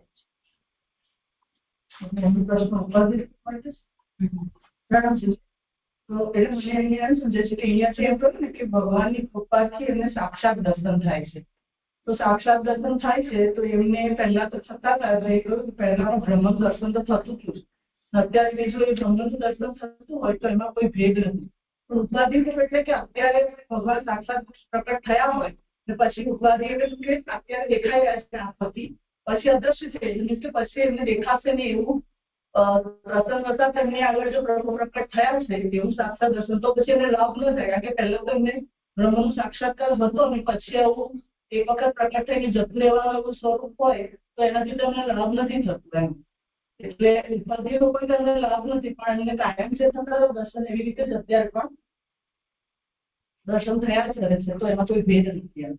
જે ઉપાધિથી અહીંયા જે માયાનું પડદાની વાત કરી રહ્યા હોય એવું હોઈ શકે. એટલે માયાના પડદા વિના જે દર્શન થઈ રહ્યા છે એ તો યથાયોગ્ય છે. અને કેટલાકના મત પ્રમાણે જો મૂર્તિ જ રાખી છે ભગવાને એટલે હર સ્થળે ચરણના અંત વાળા એવા સચ્ચિદાનંદના રૂપના નહીં પણ હર સ્થળે મૂર્તિના જેમને દર્શન થાય છે એમ જો કેટલાક કહે તો પહેલા પણ થતા હતા અને અત્યારે પણ થાય છે તો ભેદ ન રહ્યો એમાં. અને જો ઉપાધિ એટલે માયારૂપ પડદાની ઉપાધિ સાથે જો દર્શન થાય તો તેમાં પ્રહલાદને લાભ નથી એવું છે જે કંઈક એટલે ઉપાધિમાં પ્રસંગ વસાતો મતલબ અત્યારે સાક્ષાત્કાર થઈને પછી જતું રહેવાનું એટલે ઉપાધિ કહેવાય. એટલે કોઈક કારણસર તમને તે વખતે દર્શન થાય અને પછી નહીં થાય તો એને ઉપાધિ કહેવાય. નહીં તો પરંપરા કાયમ જેમને જેમ બ્રહ્મ સાક્ષાત્કાર પહેલા હતો અત્યારે પણ એવી રીતે ભગવાનની મૂર્તિ એમને જો દેખાય જ કરે છે તો એમાં આગલા મને એમનામાં કોઈ ફેર નથી. એ રીતે ઉપાધિમાં મને ખાલી પ્રસંગ વસાતું નથી કે અત્યારે જેમને સાક્ષાત્કાર થયો તો એ થઈને પછી જતો રહેવાનું હોય તો પછી એમને કોઈ લાભ નથી. ઉપાધિનું તો અહીંયા જ વર્ણન કર્યું ને. અન્ય મત જે કહી રહ્યા છે ને કેટલાક તો એમ કહે છે ત્યાંથી જે બતાવ્યું એ જ તો ઉપાધિ સ્વરૂપની વાત છે. એટલે અહીંયા જે વર્ણન કરવામાં આવ્યું છે એટલે સર્વસ્થલે આકાર વાળા સચ્ચિદાનંદ રૂપ, સર્વસ્થલે હસ્તચરણના અંત વાળા વગેરે વગેરે તો અહીંયા વર્ણન કરવામાં આવેલ છે તે એક મૂર્તિ રાખેલી છે દૃષ્ટિ આગળ. એટલે ભગવાને પોતાનું કોઈક એક સ્વરૂપ પ્રહલાદજીના નેત્રના આગળ ફિક્સ કરી દીધેલું છે ચશ્માની. તેથી જ્યાં દૃષ્ટિ પ્રસારે ત્યાં પણ તેને તેના દર્શન થાય છે.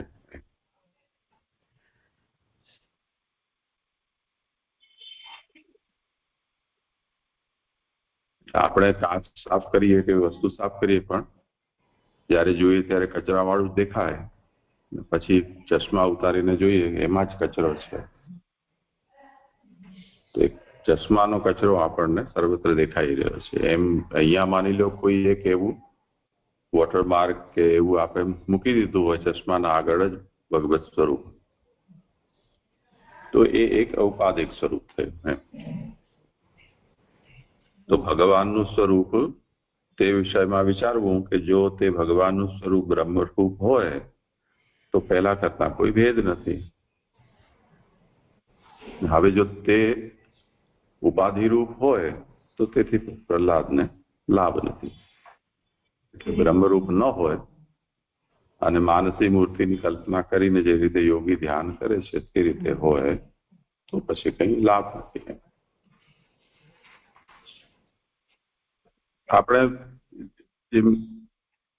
જે લોકો દરેકની પોતપોતાની અનુભૂતિ હોઈ શકે, જેમ અમે લોકોએ નાનપણમાં કલ્યાણના જેટલા પણ વિશેષાંકો કે ચિત્રો આવતા એને નાનપણથી જ અમે જોયા છે. તો જેટલા રામાયણ મહાભારત વગેરે કે ઋષિ મુનિઓ છે એ બધાના પૌરાણિક જેટલા પણ છે એ બધાના ચિત્રો રંગીને એમાં પ્રકાશિત થતા આવતા. તો બચપનથી જે જોતા આવતા એ દરેક પૌરાણિક પાત્રો છે કે દેવતાઓ કે અવતારો છે એમનું એ ઇમેજ ફિક્સ થઈ જાય. પછી સિરિયલોનો જમાનો ચાલુ થયો અને બીજા પણ એવા બધા ચિત્રકથાઓ પ્રકાશિત થવાની શરૂ થઈ, જેમાં કલાકારે પોતપોતાની રીતે એ બધાનું ચિત્રણ કરેલું હોય. પણ આપણે જે વખતે જોઈએ ત્યારે આપણને જે પહેલેથી મનમાં ફિક્સ થયેલી એક મૂર્તિ છે એના સાથે મેચ ન થાય તો તેમ છતાં પણ જો આપણે એમાં જ અનુસંધાન કરવું હોય એવી ફરજ પડે તો જે મનમાં બેસેલું છે એનું એના ઉપર પ્રત્યારોપણ કરી અને આપણે કરતા હોઈએ. તો આપણે ત્યાં જેવી રીતે શ્રી મહાપ્રભુજી એ આ સમજાવે છે કે ભક્તે કૃષ્ણ એવ તાત્પર્યમ, એમાં કે ગુણોપસંહાર પાદમાં કહ્યા અનુસાર પણ કે જ્યાં જ્યાં જે પણ પ્રભુના ગુણો મહાત્મ્ય કે લીલા વગેરે છે એ વર્ણિત થયેલી છે એ આપણા માથે બિરાજતા સેવ્ય પ્રભુ છે એમાં એમનું અનુસંધાન ભાવન કરવું. અને જ્યારે પણ આપણે જ્યાં પણ જઈએ ત્યારે એ પ્રભુ છે એમની આ લીલા છે કે એમનું આ મહાત્મ્ય છે કે આ એમના લીલા ક્ષેત્રો છે એ રીતે એનું અનુસંધાન કરવું ત્યાં. તો એ તો ત્યારે સંભવ બને ને કે જ્યારે આપણે એક જગ્યાએ આપણો ભાવ આપણી દૃષ્ટિ એને સ્થિર કરી હોય તો ત્યાં થાય એ જાત. અન્યથા તો જ્યાં જે હોય ત્યાં થાય. તો નહીં, આ તો હું આપણે ત્યાંની પ્રક્રિયામાં ને ઉપાધિ કહી રહ્યો છું એમ. કેમ કે આ બ્રહ્મદ્રષ્ટિનો અહીંયા તો કોઈ પ્રસંગ છે નહીં. તો આપણે જે વખતે આપણા પ્રભુને સર્વત્ર અનુસંધાન કરી રહ્યા છીએ તો ભક્તિ માર્ગની દૃષ્ટિથી તો એનો પ્રકર્ષ છે, એમાં કોઈ શંકા જ નથી. એના માટે કે બ્રહ્મદ્રષ્ટિની આવશ્યકતા નથી. જે છે એમનું સર્વત્ર અનુસંધાન છે. તેમ જેમ સ્વરૂપ ભાવના, લીલા ભાવના, તો સ્વરૂપ ભાવનામાં દરેક જગ્યાએ આ જ વાત સમજવામાં આવે છે ને કે મંગલાચરણમાં શ્રી ગોવર્ધનનાથ પાદે વિગલમ હૈયંગવિન પ્રિયમથી લઈને સ્વીય પ્રભુંશ્ચ સ્મરેત. તો જે ક્રમ બતાવ્યો છે એનાથી એવું લાગે કે ગોવર્ધનનાથ છે એ સર્વાધિક હાઈએસ્ટ વોલ્ટેજ વાળા એટલે એમને પહેલે ગણેલા છે, અને લોએસ્ટ સ્વપ્રભુ છે એટલે એને છેલ્લે ગણેલા છે. પણ સ્વીય પ્રભુંશ્ચ સ્મરેતનો અભિપ્રાય એ નથી, કેમ કે આ મંગલાચરણ જેમના દ્વારા વિરચિત છે એ જ સ્વરૂપ તારતમ્ય નિર્ણય ગ્રંથ લખી રહ્યા છે કે સ્વરૂપમાં કોઈ તારતમ્ય ન વિચાર. તો એવું તો સંભવ જ નથી કે એમનો એવો અભિપ્રાય હોય. તો એમનો અભિપ્રાય શું છે? તો એ છે કે આ જે પણ સ્વરૂપો છે એ મારા સેવ્યના રૂપાંતરો છે. એ જાતનું એમાં ભાવ રૂઢ કરવા માટે આ વાતને સ્મરણ કરાવવામાં આવે છે. તો એ જ વાતને અહીંયા પણ છે. હવે આપણે એને એક વખત આ રીતે જે સ્વીય પ્રભુ સ્મરેત એમાં આપણે ભાવને રૂઢ કર્યો અને રૂઢ થઈ ગયા પછી હવે સર્વત્ર એ જ થાય ને, જ્યાં પણ જશું ત્યાં એનું દર્શન થાય. એને અહીંયા ઉપાધિક કહી રહ્યા છે.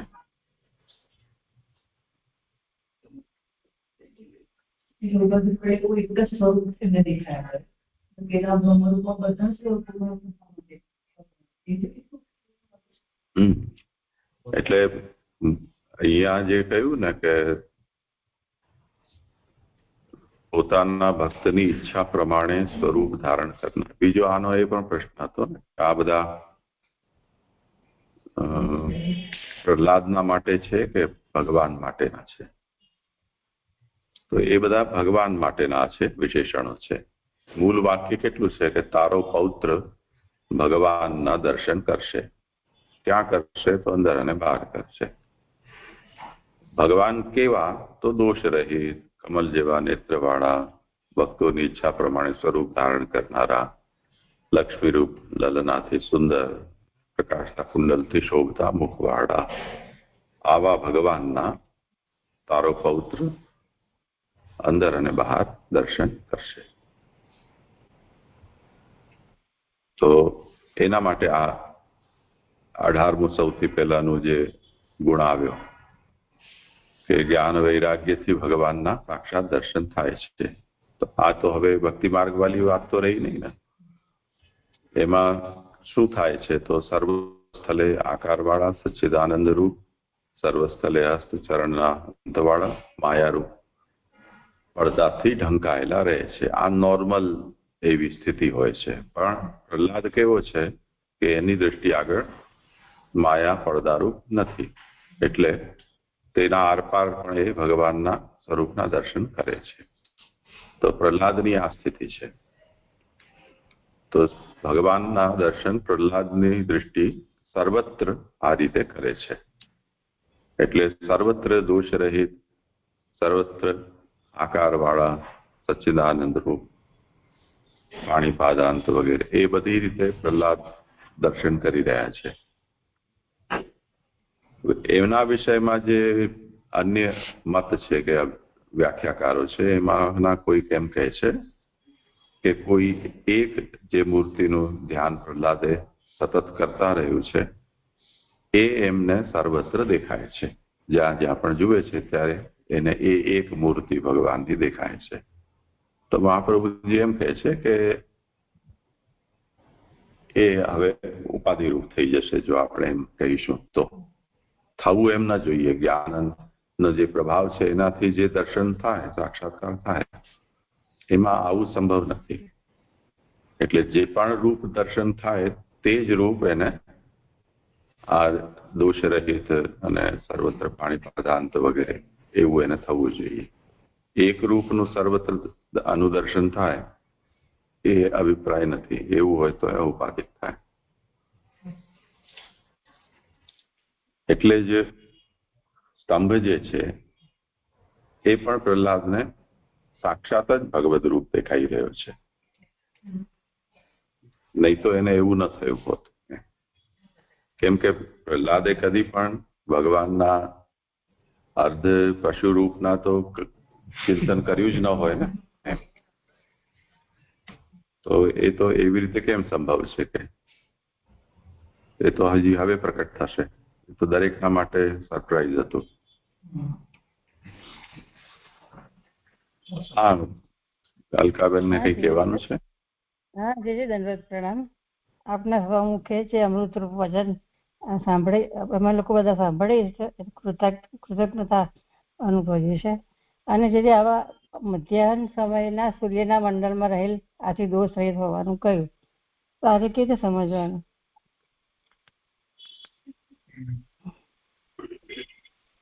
હા, કરો મયુર. હા જીજી.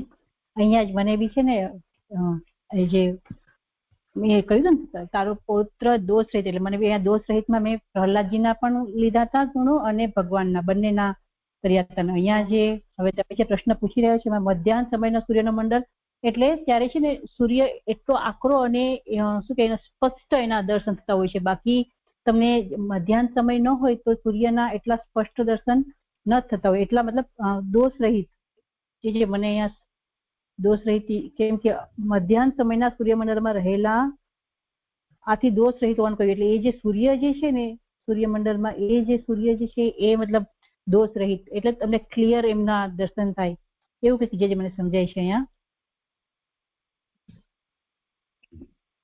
હા ઠીક છે.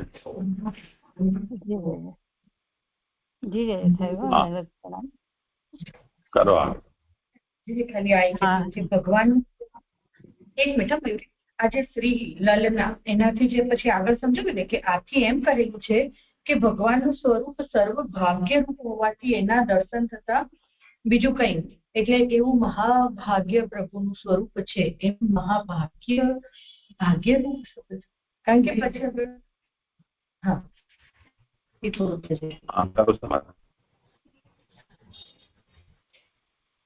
લક્ષ્મીજી થી બી સુંદર. હવે લોકમાં આપણે જોઈએ અત્યારે તો મતલબ લક્ષ્મીજીની પાસે બધા પેલા હોય તો આજે લક્ષ્મીજીને ભાગ્યવતી બધા કહેતા હોય છે. તો આ જે ભગવાન છે એ લક્ષ્મીજી થી પણ સુંદર. એવા ભગવાનના દર્શન કરે તો એ આપણે કહીએ ને ભાગ્ય સૌભાગ્ય છે આપણું. તો એ ભગવાનનું સ્વરૂપ સૌભાગ્ય રૂપ હોવાથી હવે એટલું સૌભાગ્યશાળી રૂપ છે ભગવાન છે, તો એમના દર્શન કર્યા પછી શેષ શું બાકી રહે છે પ્રાપ્ત કરવાનું કે જોવાનું?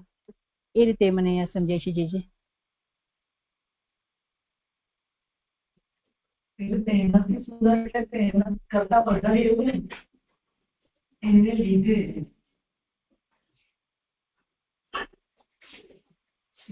તેનાથી ચિહ્નરૂપ છે તેનાથી સુંદર ને મૂળમાં બી છે ને તેનાથી એટલે લક્ષ્મી રૂપ લલનાથી સુંદર. ભગવાન લક્ષ્મી રૂપ લલનાથી પણ સુંદર. એટલે એવા જે ભગવાન છે તો એ સૌભાગ્ય રૂપ છે, એમ સર્વભાગ્ય રૂપ. એનાથી વિશેષ ભાગ્ય તો શું હોય? ભગવાનના દર્શન થી વિશેષ ભાગ્ય તેમાં હોય. એટલે મને અહીંયા તેના કરતા વધારે એવું નહીં, પણ તેના લીધે તેના થકી એમ સુંદરતા ભગવાનની બિરાજે છે. ભગવાનમાં શ્રી બિરાજે છે, લક્ષ્મીજી બિરાજે છે, એની રીતે ભગવાન ભાગ્યવાન પણ છે એ નિર્દેશ કરે છે. એવું નથી. હા શું કે છે મયુરી?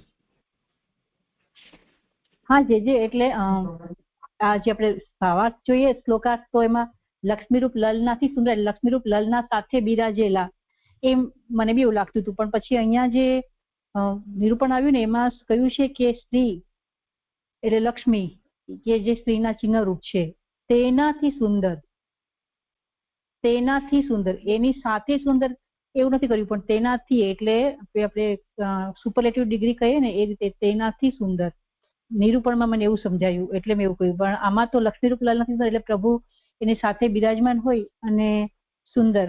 પણ અહીંયા અત્યારે પ્રહલાદજીની દ્રષ્ટિ પ્રમાણે જોવા જઈએ તો એમને આ કોઈમાં દ્રષ્ટિ નથી, એટલે એ જે રીતે પ્રભુના સર્વસ્થલે આકારવાળા સતીદાન કરી રહ્યા છે દર્શન, તો ત્યાં લક્ષ્મીજીથી પણ સુંદર એ સંદર્ભ પણ મને એટલે મને બેઉમાંથી એક્ઝેક્ટલી કયું લેવાય એ નથી ધ્યાન દેજે. હા એટલે લક્ષ્મી એ ભગવાનની શોભા છે.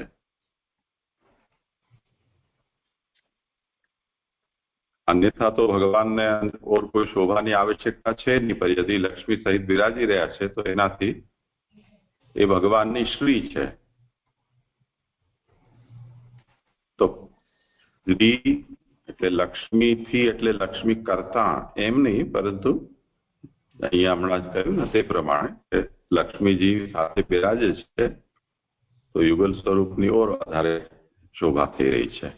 તો એમને લીધે કે એમના થકી કે એમના દ્વારા એ અર્થ અહીંયા વધારે સુસંગત છે.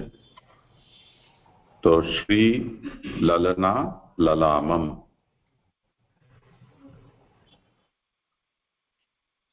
તો આગળ જે વિવરણ કર્યું કે આથી એમ કહ્યું છે કે ભગવાનનું સ્વરૂપ સર્વ ભાગ્યરૂપ હોવાથી તેના દર્શન થતા બીજું કંઈ પ્રાપ્ત કરવાનું અથવા જોવાનું બાકી રહેશે નહીં.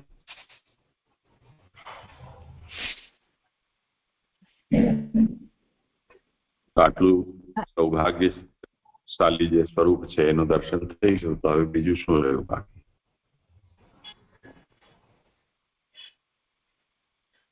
હા જે મારી ભૂલ હતી એક અહીંયા અને એક અહીંયા પૌત્ર દોષ રહિત, એ દોષ રહિત પણ મેં નિરૂપણ કરવામાં થોડી ભૂલ કરેલી. પ્રહલાદજીને દોષ રહિત એવું બંનેને કરી પણ પ્રહલાદજીનું પણ મેન્શન કરેલું છે. આ બંને ભૂલો થતી મારી. હવે આગળ કરું છે. એક મિનિટ મારું મને એક પ્રશ્ન છે. પહેલા પેરેગ્રાફમાં ચોથી લીટી છે ને જે કે તેની પ્રહલાદની દ્રષ્ટિ આગળ માયા પડદારૂપ નથી, તે તેને સોંસરી જઈને પણ ભગવાનના સ્વરૂપનું દર્શન કરે છે. એ નથી સમજાતું જોઈએ, કારણ કે એમને માયા જ નથી તો પછી એને સોંસરી જઈને કેમ કહ્યું એમ? જે હમણાં વિસ્તારથી કરાવ્યું ને ઉપાધિ ની બધી વાત થઈ ત્યારે કે જનરલી આપણે બધાને ભગવાનના દર્શન કેમ નથી થતા? સર્વત્ર છે, સચ્ચિદાનંદ સર્વત્ર બિરાજે છે, પણ જે ચશ્માથી ને રીતે બી કહ્યું ને આપણે દ્રષ્ટિ આગળ માયા પડદો કરે છે એટલે આપણને એ સ્વરૂપ નથી દર્શન થતા. જ્યારે પ્રહલાદજી છે એની દ્રષ્ટિ કેવી છે કે એ જે માયાને સોસરી જઈને એટલે માયાને પાર કરીને એ ભગવાનના સ્વરૂપના દર્શન કરે છે. એટલે આમનો પ્રશ્ન એ છે કે પડદો જ નથી તો એને ભેદીને દર્શન કરે છે એવું કેમ કહ્યું? એવું એમનો પ્રશ્ન છે. અચ્છા, હા તો મને તો એવું સમજાય છે કે પ્રહલાદજીમાં ભેદ દ્રષ્ટિ નહોતી, એને બધે જ એમને બ્રહ્મ રૂપે દર્શન થતા પહેલેથી જ બધા. તો આ જે વિવરણ છે કે એની આગળ દ્રષ્ટિ આગળ માયા પડદારૂપ નથી, તો મતલબ એ અમારા જેવાને સમજવા માટે કે એમની દ્રષ્ટિ આગળ માયા પડદારૂપ નથી, એને સોસી જઈને ભગવાનના સ્વરૂપના દર્શન કરે છે. અગર તો હા જી આ રીતે થોડું લઈ શકાય. બરાબર છે. તમને સમજાઈ જાય તો ઠીક છે. તમારો પ્રશ્ન છે? હા જે માયા પડદારૂપ નથી એ તો સમજાયું, પણ પછી સંસરી માયા જ ના હોય પડદારૂપ તો પછી સંસરી જઈને ભગવાનના સ્વરૂપના દર્શન કરે. તો મયુરીબેને સમજાયું, થોડું સમજાવ્યું તો ખરું, પણ આપ બધા પ્રકાશ કરો તો. ના તમે સમજી ગયા તો પછી હું જબરજસ્તી શું કામ સમજાવું? ના જે આપ સમજાવો હોય તો. એટલે થોડું અટપટો છે તમારો સવાલ, પણ કે જો પડદો જ નથી તો કોના સોસરા જવાની વાત છે. એટલે અહીંયા એવું સમજવું જોઈએ, આપણે ત્યાં લાલુભટ્ટ જે પ્રપંચ વિવેક વાતને બે રીતે સમજાવી છે કે અમુક પદાર્થો એવા છે કે જે પદાર્થો ના ઉપર વિષયતા આવે છે અને અમુક એવો વિષય હોય છે કે જેમાં વિષય ઉપર ન હોય ને જીવાત્માની બુદ્ધિના ઉપર માયા આવરણ કરે છે. તો જેના ઉપર માયાનું સામર્થ્ય ન હોય, ભગવાનની દાસી છે, તો જે ભગવત મહાત્મ્યથી પ્રફુલ્લિત હોય એવા પદાર્થો એના ઉપર માયા પોતે આવરણ નથી કરી શકતી. તો એ જીવની બુદ્ધિ ઉપર આવરણ કરે છે. અને જે એવા સામર્થ્ય પ્રફુલ્લિત નથી એ પદાર્થોના ઉપર પણ વિષયતા કે માયા છે એ પડદો રાખે છે. પ્રક્રિયાના રૂપમાં આ વાત કહેવામાં આવી છે. તો હવે જો પ્રહલાદને તો અહીંયા જે દર્શન થઈ રહ્યા છે એમાં આદિદૈવિક સ્વરૂપથી પ્રકટ ભગવાન તો અત્યારે છે નહીં, સર્વત્ર થઈ રહ્યા છે. તો જાગતિક પદાર્થો છે એમાં જ ને જળ ચેતનમાં. તો ત્યાં પ્રહલાદની દૃષ્ટિ તો માયાના વ્યવધાન રહિત છે, પડદા રહિત, એટલે એની અવિદ્યા નિવૃત્ત થઈ ચૂકી છે. પણ જગત પ્રપંચનો જે રીતે પ્રતીતિ સર્વને થાય તેમાં વિષયતા તો ભગવાને માયા દ્વારા સ્થાપિત કરેલી છે ને. તો માનો કે હાથી પ્રહલાદના સામે છોડી દીધો હાથી તો હાથી છે જ, ત્યાં કઈ સચ્ચિદાનંદ બ્રહ્મ તો નથી ને. એટલે ભગવાને જે પણ આનંદાંશનો તિરોધાન કરેલું છે એ સર્વત્ર તિરોધાન થયેલું છે એ તો છે જ, એ તો એનો પ્રાવિર્ભાવ થશે નહીં. તે જ રીતે જે જળ પદાર્થ છે વિષ વગેરે કે અગ્નિ છે એમાં કઈ ચૈતન્યનો આવિર્ભાવ થોડો થઈ રહ્યો છે. અને તેથી એ બે તિરોધાન સચ્ચિદાનંદનો અને તે ઉપરાંત જે વસ્તુના બ્રહ્મધર્મ રહિત હોવું એટલે ષડભાવ વિકાર વગેરે, તો એ બધું તો જેમ અન્ય પદાર્થોનું છે તે રીતે પ્રહલાદના સમ્મુખ આવતી પણ દરેક વસ્તુમાં એ રીતે જ દેખાશે. તો એ સ્થાનમાં એને ભગવત દર્શન કેવી રીતે સંભવ થઈ શકે? ભગવદીય પદાર્થ હોય એમાં થાય એવું એટલું સમજી શકાય.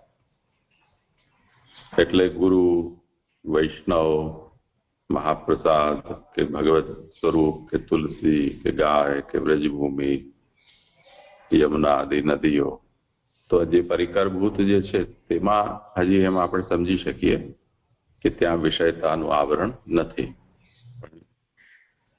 જે આનાથી અન્ય પદાર્થો છે તો આ બધું તો પ્રહલાદને હતું નહીં, કેમ કે તો પ્રહલાદ તો પ્રાકટ્ય આ બધાના પહેલા થયેલો છે. તો તે વખતે કોઈ એવો ભગવદી પદાર્થ નથી, ન એમની આસપાસ બધા રાક્ષસો જ છે, તો કોઈ વ્યક્તિમાં પણ કોઈ એવું તો નથી. તો જેને વિશ્વ માયા કહેવાય તે રીતે વિષયતા તો સર્વત્ર છવાયેલી છે જ ને. તો એને ભેદીને ને પ્રહલાદ ભગવત દર્શન કરી રહ્યા છે એવો અર્થ લઈ શકાય. તો દૃષ્ટિ ઉપર નથી, વસ્તુ ઉપર છે એ આવરણને ભેદીને દર્શન કરે છે. તાર એનો એ થાય.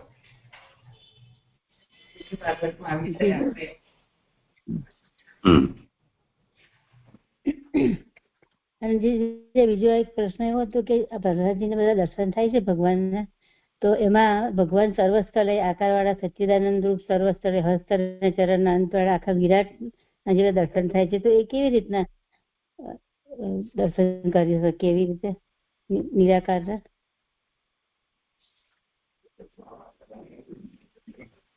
નિરાકાર ક્યાં છે? સર્વાકાર છે.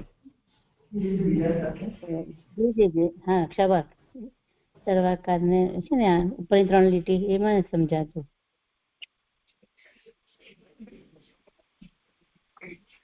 નહીં, હું પ્રશ્ન નહીં સમજુ. કેવી રીતે એટલે કેવું રૂપ એમને દેખાતું હશે એવો તમારો પ્રશ્ન છે? શું કહેવા માંગો છો?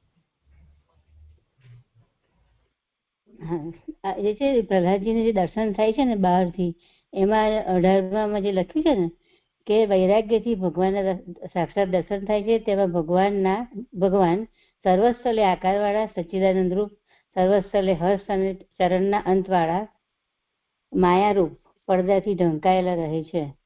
તેમાં પ્રહલાદની દ્રષ્ટિ આગળ માયા પડદા રૂપ નથી. એટલે પ્રહલાદને આવા દર્શન થાય છે વિરાટનું જેવું સ્વરૂપ આપણે જોયું આગળ એવી રીતે.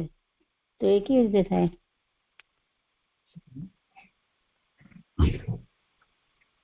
વિરાટ અલગ વસ્તુ છે, આ અલગ વસ્તુ છે. અહીંયા તો જેને સંક્ષેપમાં સમજવું હોય તો એમ કહી શકાય કે સર્વત્ર સચ્ચિદાનંદાત્મકતાનો પ્રકટ અનુભવ એમને થઈ રહ્યો છે. વિરાટનો અર્થ એ છે કે ભગવાનમાં આ બધી વસ્તુઓને જોવું. જે પ્રભુના તે શ્રીઅંગના સ્થાને તે પદાર્થો છે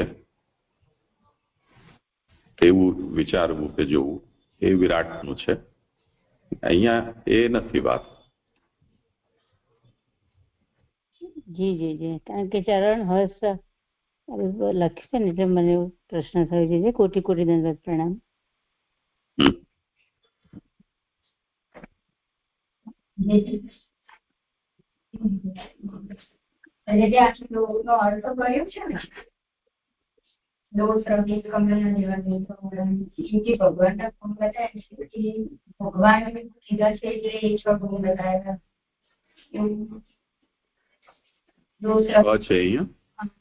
1 2 3 4 5 હા 6 છે.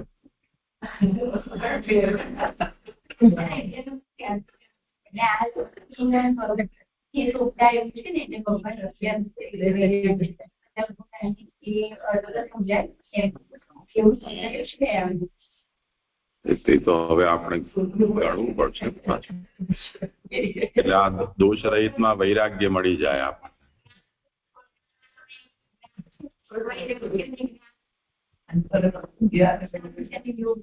ના, દોષ રહિત ને વૈરાગ્યમાં રાખો ને તો સારું પડશે. હા, નહીં તો પછી બીજે જોડતોડ કરવી અઘરી પડે.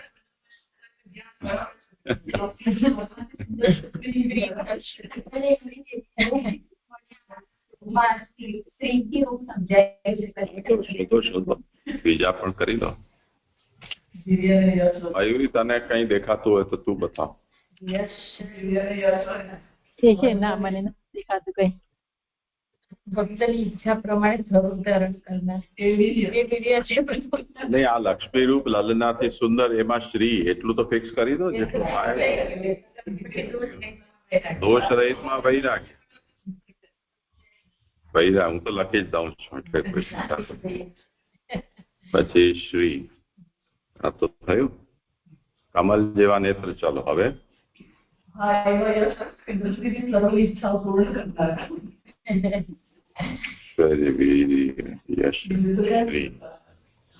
વૈરાગ્ય થઈ ગયું ને. ભક્તોના પોતાના ભક્તની ઈચ્છા પ્રમાણે સ્વરૂપ ધારણ કરનાર. એટલે યશ અને વીરી બંને એવી જાતના છે કે જેમાં કંઈ પણ આગળ પાછળ. હા, તો આને તો વીર જ કેવું પડશે ને.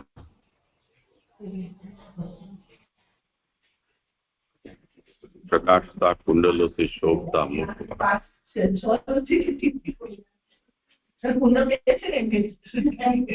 નહીં, દોષ રહી કમલ નેત્ર, ઈચ્છા પ્રમાણે સ્વરૂપ ધારણ કરનાર, લક્ષ્મી રૂપ સુંદર, કુંડલોથી શોભા વાળા.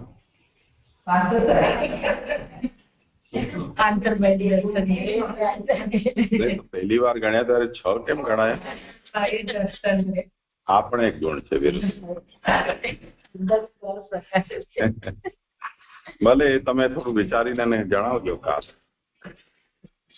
ના અત્યારે નથી પડતી, પણ હજી થોડું વિચારીને જો આમાં મળતા હોય તો ઘણી સારી વાત છે ને.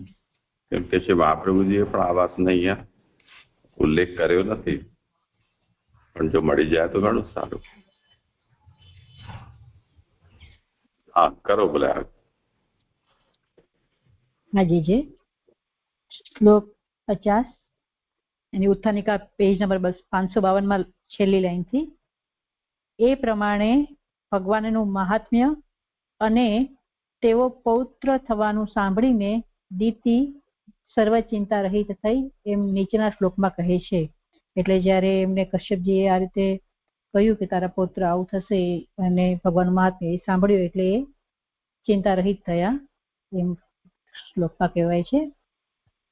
શ્લોક મૈત્રેય ઉવાચ શ્રુત્વા ભાગવતમ પૌત્રમ મુમોદત દિતિભૃશમ પુત્રયો ચ વદમ કૃષ્ણાત વિહિત્વા આશિત મહામના.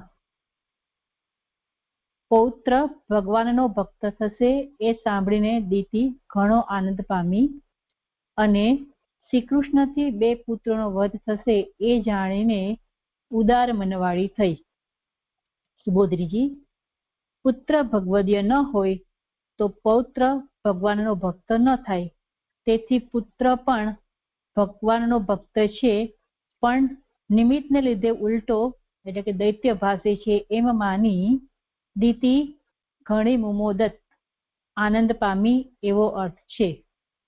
હવે અહીંયા મને એવું સમજાય છે કે અત્યારે દીતિ છે આનંદ પામ્યા તો કેવી શું કામ? કેમ કે એમણે જયારે જાણ્યું કે એમનો પૌત્ર છે એ આવા ભગવત ભક્ત છે, તો પુત્ર પણ ભગવદીય હોવા જોઈએ. જો પુત્ર ભગવદીય હોય તો પૌત્ર ભગવદીય હોય.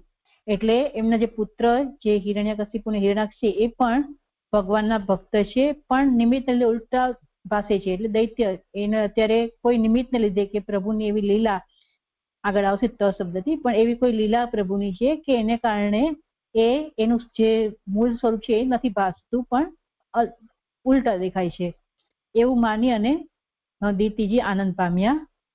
હવે ત અક્ષર વૈદિક છે, એમાં ત અક્ષર જે મુમોદતમાં ત જે છે મુમોદ એટલે આનંદ પામવામાં, જે ત અક્ષર છે એની પર 1 નંબરની ફૂટનોટ છે કે મુમોદ વ્યાકરણ પ્રમાણે રૂપ થાય તેથી ત વધારે છે એટલે અનિયમિતપણું છે. એટલે અહીંયા જેમ કહી રહ્યા છે કે ત અક્ષર વૈદિક છે, દીતીનું અલૌકિક જ્ઞાન જણાવવા યોજેલો છે. એટલે એમ તો મુમોદ એટલે આનંદ પામ્યા, પણ અહીંયા કંઈક અનિયમિતપણું, એટલે એ જે અનિયમિતપણું કે એ જે રૂપ છે એ મને સમજ પડતી, પણ દીતીને એવું અલૌકિક જ્ઞાન થયું ને એટલે આનંદ પામ્યા. એને અલૌકિક જ્ઞાન શું થયું કે એ જ કે એમના પુત્ર છે એ પણ ભગવદીય છે એવું એને જ્ઞાન થયું ને એ આનંદ પામ્યા. હવે સુબોધજીની આગળ પુત્રો ભગવાનમાં પ્રવેશ કરવાના હોવાથી અને ભગવાનની લીલા સિદ્ધ કરાવવાના હોવાથી તેમનો પણ ઉપયોગ સારો થવાનો છે, તેથી મારો ઉદ્યોગ સફળ થયો છે એમ જાણીને જેમ હર કોઈ પરમ પુરુષાર્થ પ્રાપ્ત કરીને આનંદ પામે તેમ ઉદાર મનવાળી થઈ.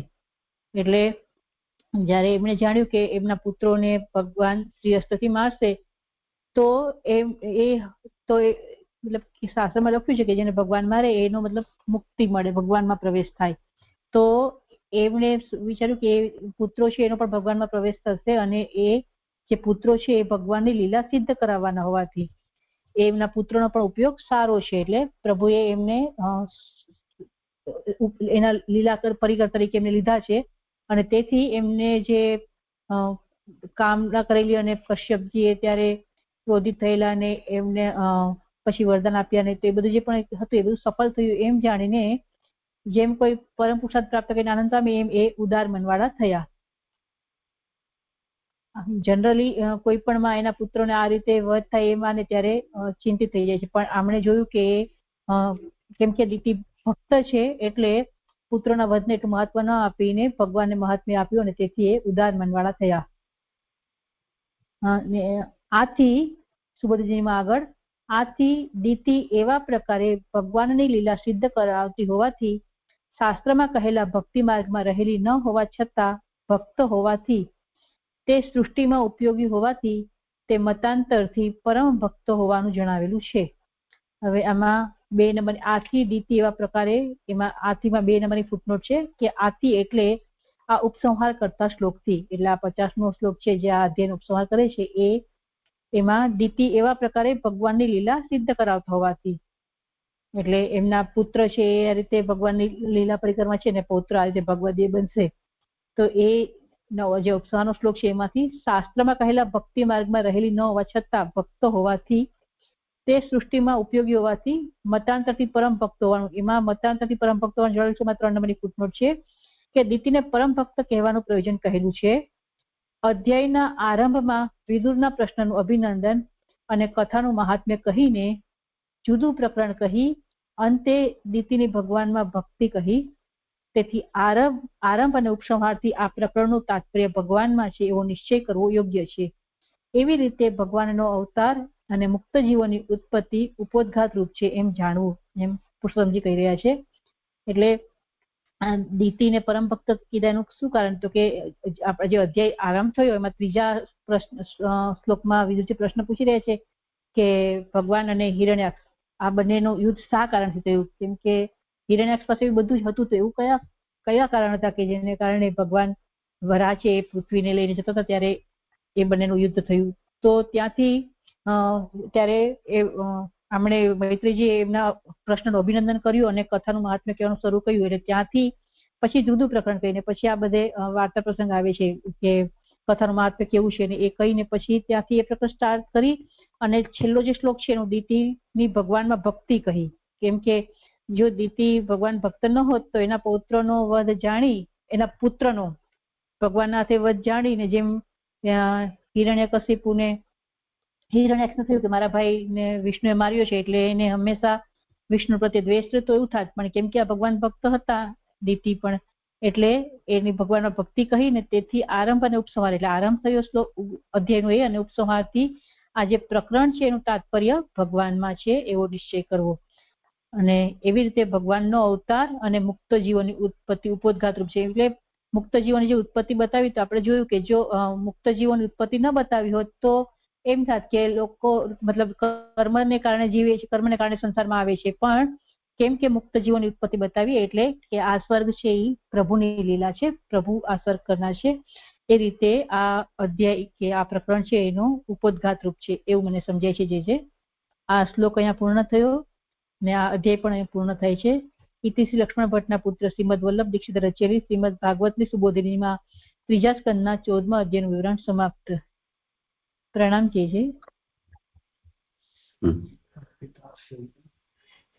આમાં છે કઈ નામ કે કઈ રહ્યા છે જે નામમાં તો હમણાં આવ્યું છે કે સુનિતાબેન જરા ચર્ચા થયેલી ને આગળના ને પાછળના શ્લોકના આગળ પાછળ થઈ છે એટલે નથી સમજ પડતી છે. જે 143મું નામ જે છે ને 143-44 મર્યાદા બાંધનાર, મર્યાદાના પાલનથી સૃષ્ટિને ધારણ કરનાર છે, સેતુ વિદરણ જૈત્રો, તો ક્રમમાં થોડુંક નથી સમજાતું. જે ગડબડ થઈ ગઈ છે. નહીં, આમાં ઓલું એ આવે છે દિતિ કશ્યપ કામૈક હેતુ સૃષ્ટિ પ્રવર્તક, એ ક્યાં સુધી એ નામનું વિવરણ વાંચો ક્યાં?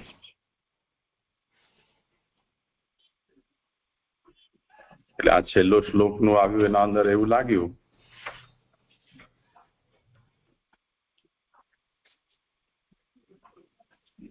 હા જે જે 36મો શ્લોક છે અને 148મું નામ છે દિતિ કશ્યપ કામૈક હેતુ સૃષ્ટિ પ્રવર્તક. દિતિ અને કશ્યપની કામનાથી સૃષ્ટિને પ્રવર્તાવવામાં કારણભૂત શ્રી કૃષ્ણ.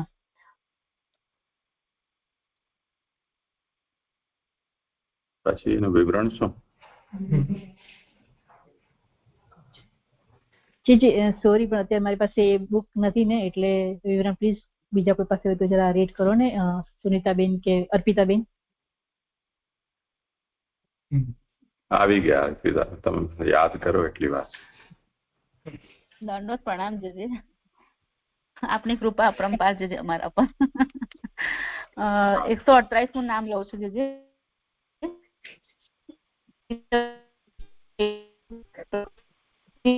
તમારે ગિટાર વાગે છે.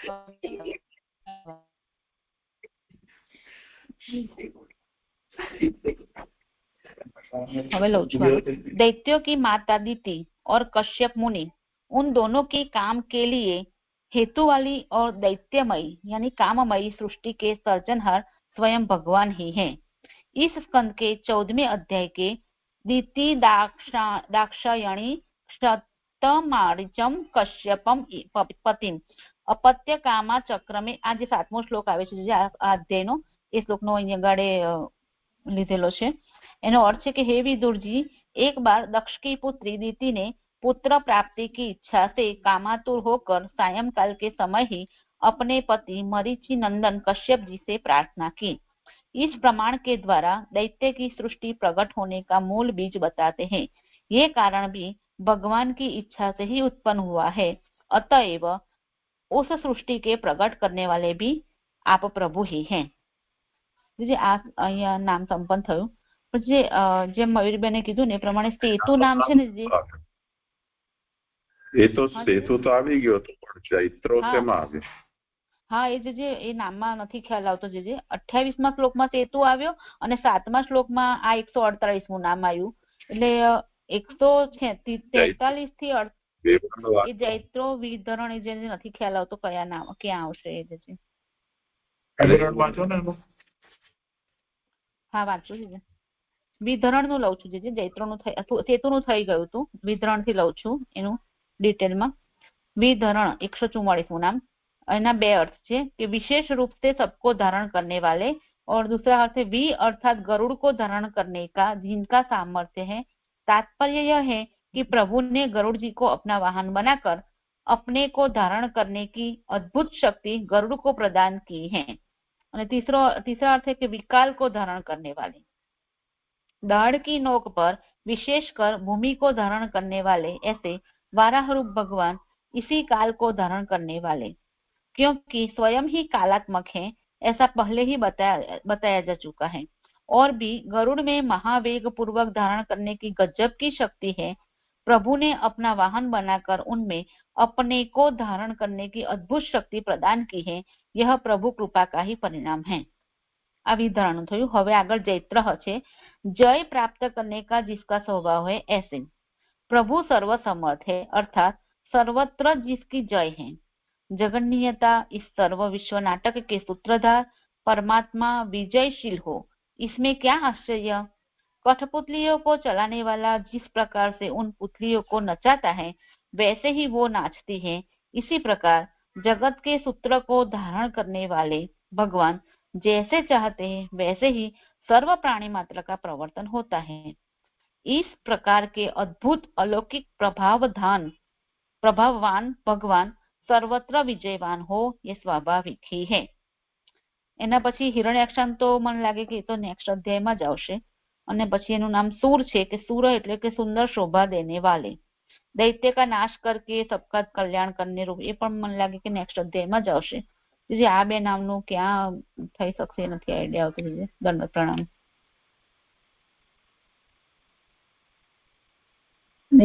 જે 28મા શ્લોકમાં સેતુ એ આપ્યું છે અને આ છેલ્લે દીપ્તિ કશ્યપ કામયક હેતુ સૃષ્ટિ પ્રવર્તક એ 7મા શ્લોકથી માનીએ તો આખા અધ્યાય સુધી સર્વત્ર પછી એ લેવાનું એવું। મને તો આમાં સેતુ હજી થોડું ઘણું દેખાય છે, બાકીના એકે નામ આમાં દેખાતા નથી। આગળના અધ્યાયોમાં જોઈએ પછી નિર્ણય કરશો। હાજી ભલે ચાલો આજે અહીંયા વિરામ રાખીએ।